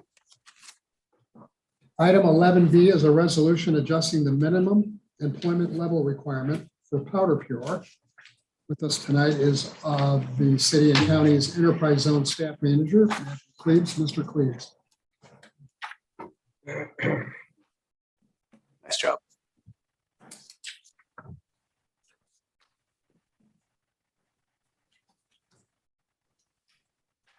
Good evening, honorable mayor and members of council. My name is Matthew Cleaves, and I'm currently the Administrative Services Director at Wasco County, as well as one of your enterprise zone managers under the current enterprise zone, along with Carrie Pipinich from the Mid-Columbia Economic Development District.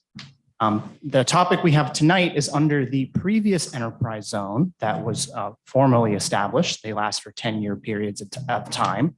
And if the council is not familiar, or anybody in the audience is not familiar, the Enterprise Zone program is a tax abatement program that was sponsored by the City of the Dalles and Wasco County to provide an incentive for manufacturing or business-to-business type enterprises, as well as hotels within our community. There are 3 different levels of abatement or time periods of abatement that are allowed under this zone. The initial is a standard enterprise zone option, which is 3 years. There's an extended option for a 4th or 5th year. And then the long-term option, which is 7 to 15 years that we're mainly familiar with the Google Enterprise Zone agreements that we currently have. And so tonight we have an existing agreement under the Dalles-Wasco County Enterprise Zone with Powder Pure, which is one of the businesses that we have down in the port area. And some of the council may be familiar with this issue as it came up last year. House Bill 2343 allows the sponsors of the enterprise zone to temporarily change or reduce the minimum number of employees that an applicant is required to have under an enterprise zone agreement to continue to be eligible and receive that abatement. Last year, the council and the Wasco County Commission passed a resolution temporarily adjusting the minimum number of employees that Powder Pure would need to have to retain and receive the abatement to 50. And we are seeking another resolution for this coming year. And so much of the information that we have in the staff memo is similar from last year, but we do have William Parkey, who's on the call with us virtually today, who has a short presentation for us to inform you of the continued challenges that they've been having with maintaining and attracting employees and how the COVID-19 pandemic has continued to affect them. And with that, I'll hand it over to Mr. Parkey, and then we'll take it back to close out the memo.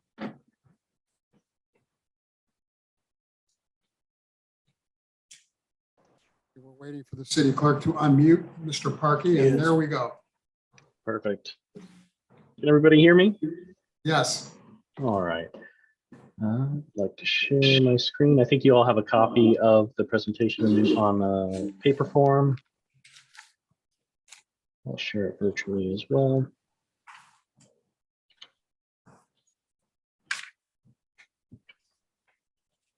All right. We're here to seek another extension of the reduction of income, or not income, but employment level to keep us within good standing for our enterprise zone agreement with I think the state passed a option allowing us to do this, recognizing the difficulties we've had across the state with employment levels, both maintaining and attracting new employees. For the year of 2021, it's very reflective of what happened in 2020. Our plant is running at a 28% capacity. The expansion that we use these funds for increased our capacity 50%. To this day, we have not been able to utilize that in an effective way. Our employee headcount is fluctuating in the downward trend, unfortunately. With that, we are increasing our annual salary. In the past year, we've had a 9.3% average salary increase, which is beyond the inflation rate. We have not been fully staffed. We've had open headcounts every month and every quarter.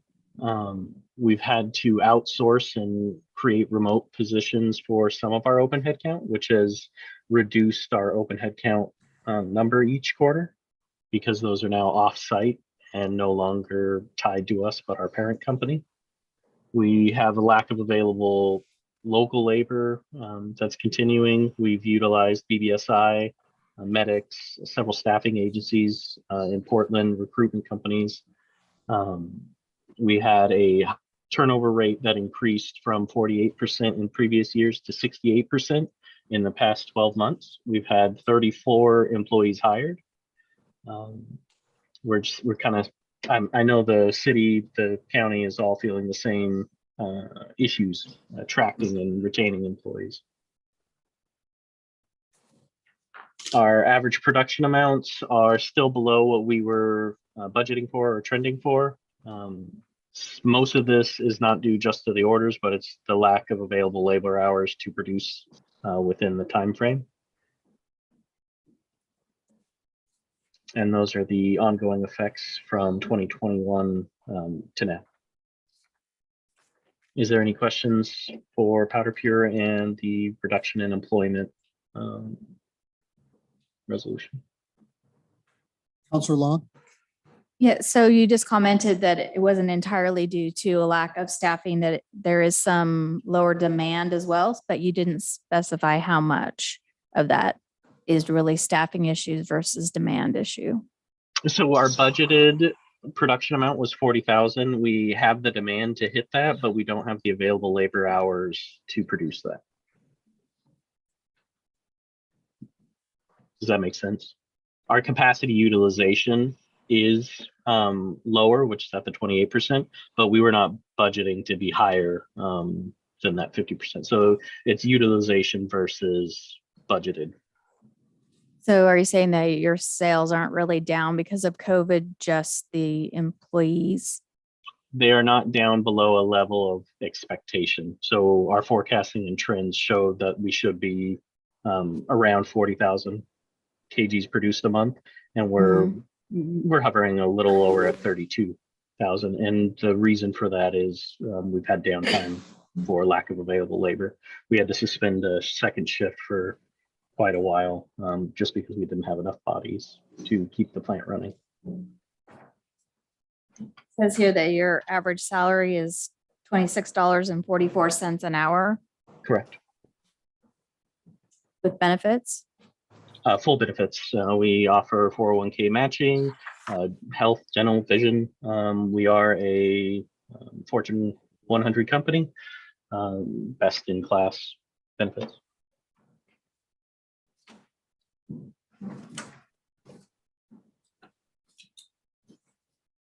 Any other questions for Mr. Parkey or for Mr. Cleaves? So there is a deadline to pass the resolution, which is June 30th of this year. And last week I took this to the county commissioners as a co-sponsor of the enterprise zone who did pass this resolution. And the other kind of unique aspect of the agreement that's taking effect this year is under the agreement, under the total of 5 years that Powder Pure could be eligible to receive abatement. In the 4th and 5th year, we have a community service fee component where in the 4th year, they would pay 50% of the taxes they would normally owe as a community service fee to the sponsors. Then the 5th year, they would pay 75%. And so Powder Pure is at that mark and will be transitioning back onto the tax rolls in full, which was the intent behind the creation of the 4th and 5th year payment. So then it have a, frankly, a rough transition from a full abatement to 100% tax bill. It would be that 50%, 75%, and then full. So this is a 1-year request for deferral. The bill that was passed by Oregon allowed for this adjustment last year and this year only. So we passed a resolution last year and we are looking for essentially the same resolution this year to adjust the minimum employment requirement for Powder Pure to 50 employees. we have any idea what their tax bill is going to be? I don't have that information with me tonight. That would come through an assessment of the property, which typically takes place around January 1st or after January 1st, I should say. I could certainly see what the county assessor has. You know, when we originally went into this, we didn't predict COVID, of course. And it seems to me like there are extenuating circumstances, lack of employment. So it seems reasonable to me to, I'm in favor of accepting this proposal. Nobody else has. Counselor Long? Okay, just want to make sure I wasn't talking too much. So last year I was in favor of this and I still am. But last year we talked a little bit about what we might be able to do to assist Powder Pier because they are an asset to our community. And I'm just kind of tossing that out there again. That's the whole point of the enterprise zone is to bring in a business that brings a significant amount of money into the community from elsewhere, is not relying on local purchasing power. And so I don't know what we can do, but as a city, I would like to see us looking into what we can do to help Powder Pier and any other businesses in town to solve this problem as a community. And to build on your point, Counselor, as part of the agreement, Powder Pier does have a relationship with the employment department and works a first source hiring agreement, as well as I put Mr. Parkey in touch with our local community college. Yeah, I feel like they have made efforts. Absolutely. I'm just agree. saying, I don't know what it is that we need to do, but I'm thinking as a city council, maybe we need a work session or we need I think we need to intentionally figure this out or we're going to lose an asset and it probably is going to be more than just one asset. And that is not good for our city long-term. We fought so hard to bring them here and we've given up a lot in tax abatement. We need to follow this through. And what I've noticed by the performance of the company, I think they were across the river or they started small and they expanded. And, you know, the property, when you drive by there, it's always immaculate. And it just looks like a first-rate company. And, you know, it's a pleasure to have them in our community. So I would say I'm in favor of doing this just because of the circumstances. Okay, anybody else? Would anybody like to make a motion? Let me ask you a question real quick, Mr. Mayor, if you don't mind. I'm trying to articulate it here.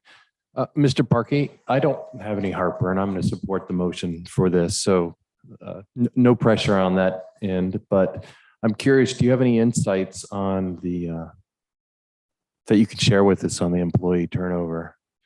Have you done exit interviews or had some kind of communications with folks that might give you insights why we're struggling to keep people in what look like pretty good jobs?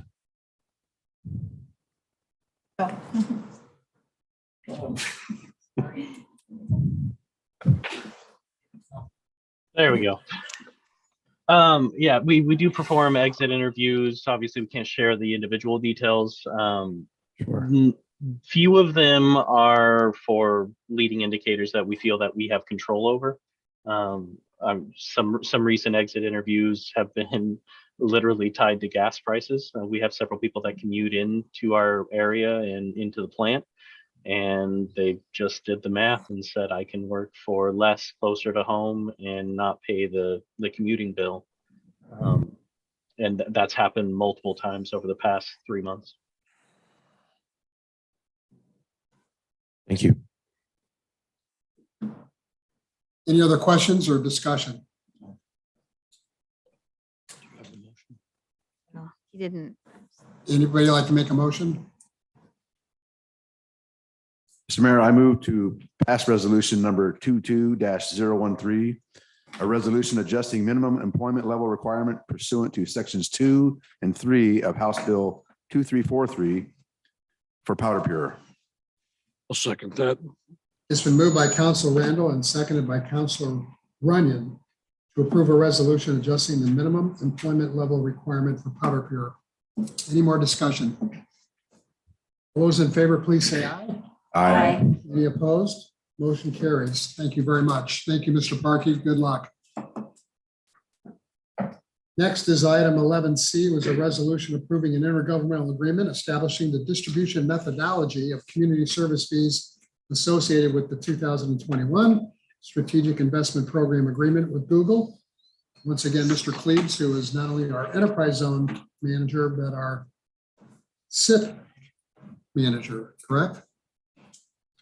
Kind of. I've been heavily, we don't have a SIP zone per se, but I've been heavily involved in the process here. And I'm quite pleased to be here tonight to kind of bring this home a little bit. I'll start by saying, again, thank you for the time this evening.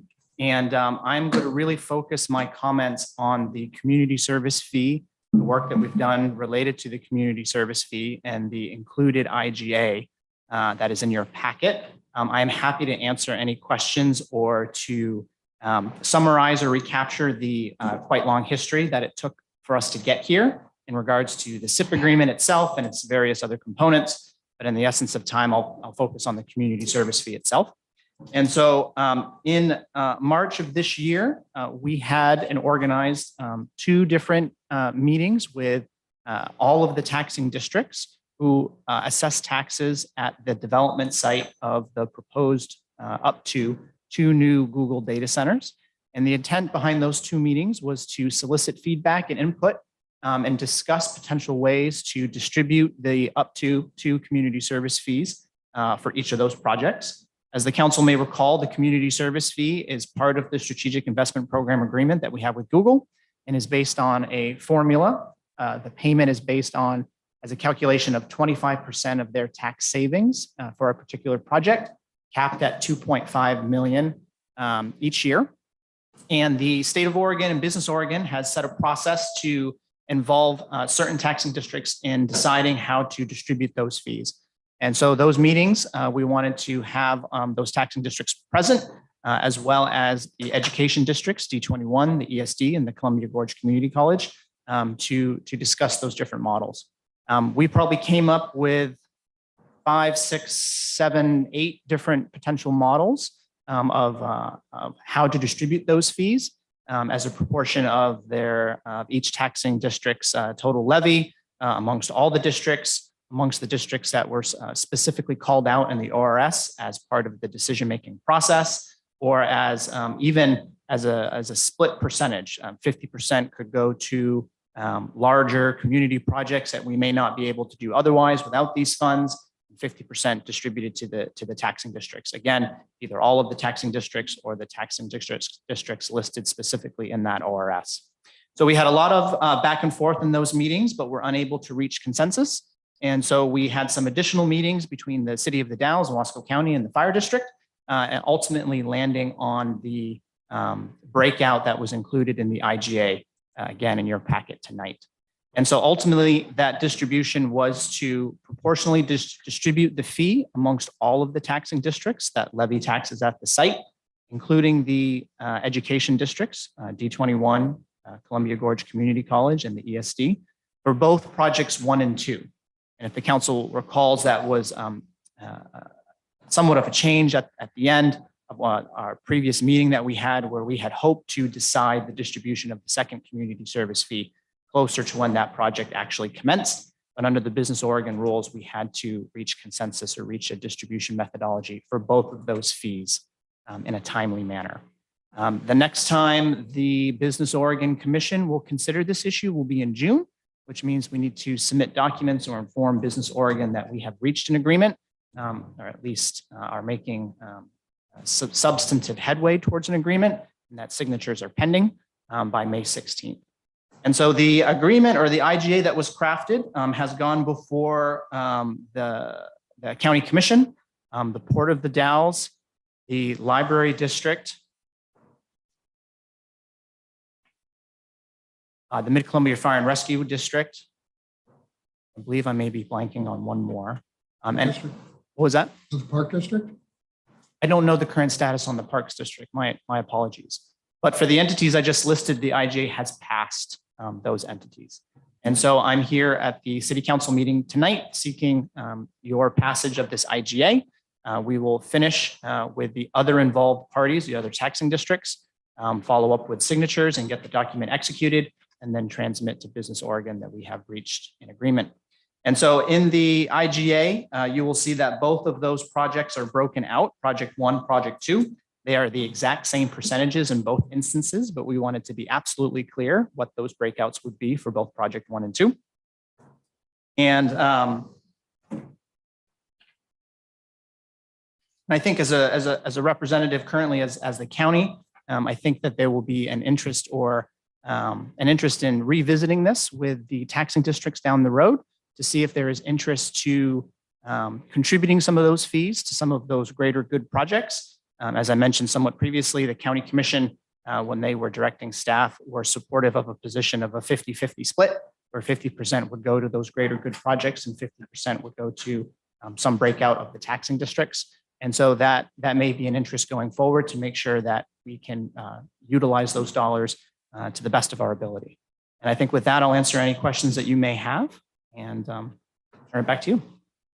I just want to point out that this agreement is consistent with what the city council voted on originally back a couple of months ago. And excuse me, Mayor, my apologies. You just reminded me, there is one component that is not consistent with the previous conversation, and that there will be no loan as part of this agreement to the Mid-Columbia Fire and Rescue Department. Thank you. Thanks for pointing that out. Yeah, that was the $750,000 that we had agreed to. Okay, questions for Mr. Cleves?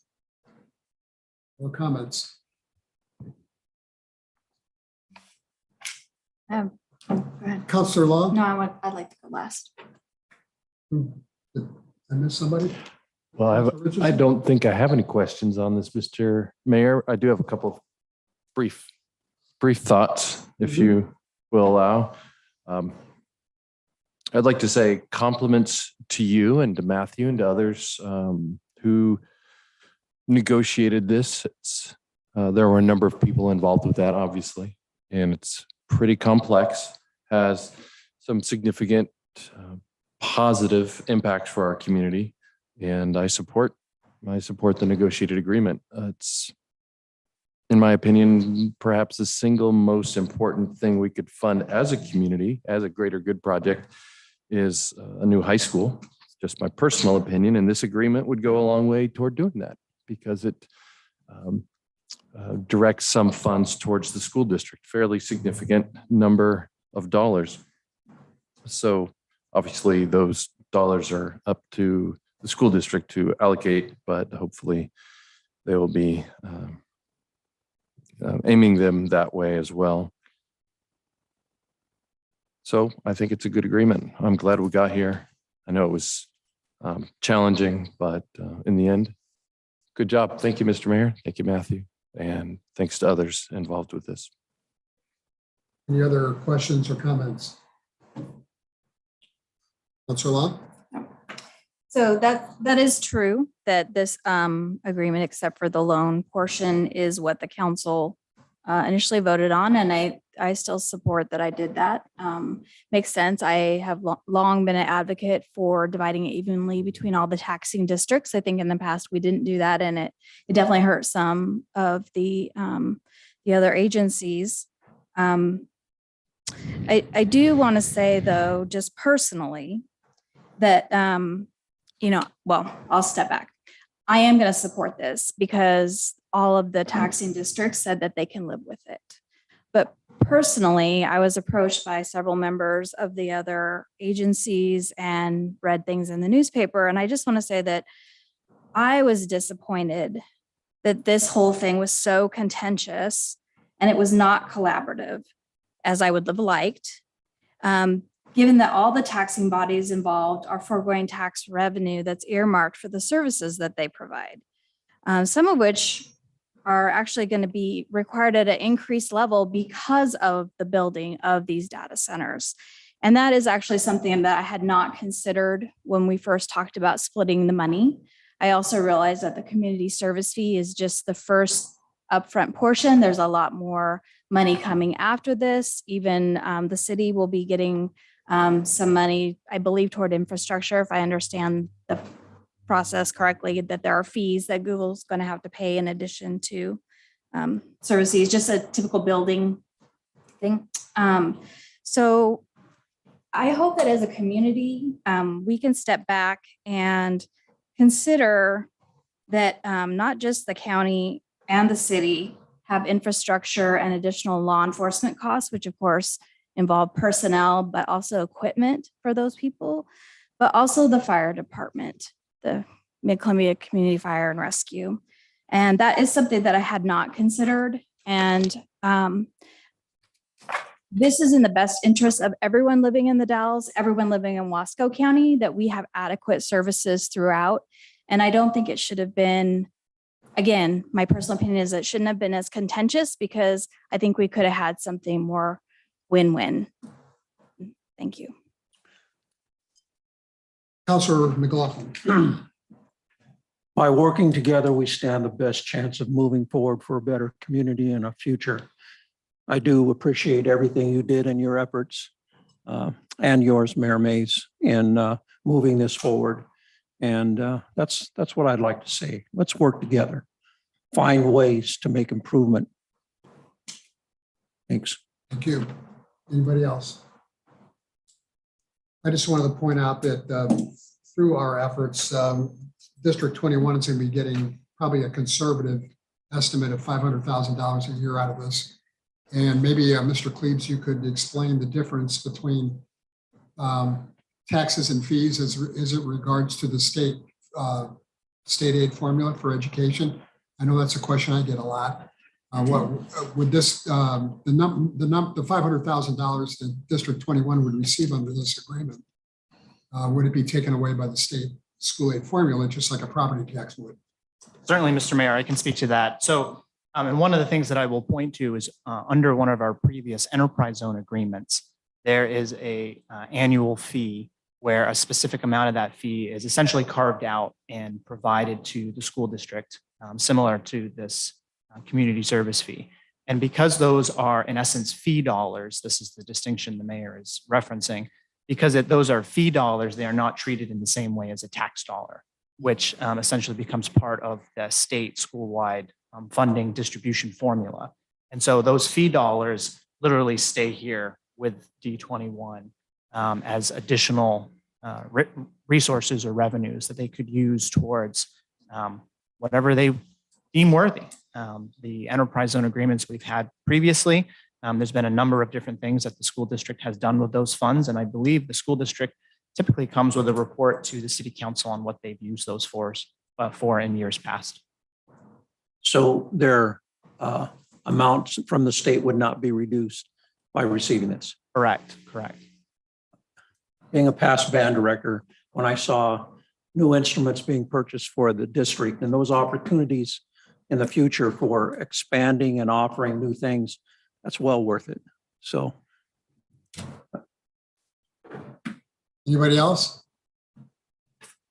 I'd just like to say, and also in conclusion, I would hope that I do think it was contentious, but I do think that all the parties are involved, including the fire department, the city and the county, are ready to move forward for the betterment of the community. And I think that contentiousness is I like to think it's all over now. Anybody else? Okay, I'm looking for a motion. I'll make that motion, Mr. Mayor. I would move that we authorize the city manager to execute an intergovernmental agreement with the various public agencies for disbursement of the community service fee portion of the strategic investment program with Google LLC. And I will go ahead and second that. It's been moved by Councilor Richardson and seconded by Councilor McLaughlin to approve the resolution approving the intergovernmental agreement regarding distribution of the community service fee. Is there any other discussion? All those in favor, please say aye. Aye. Aye. Opposed? Motion carries. Thank you very much, Mr. Klebs. Thank you. Okay.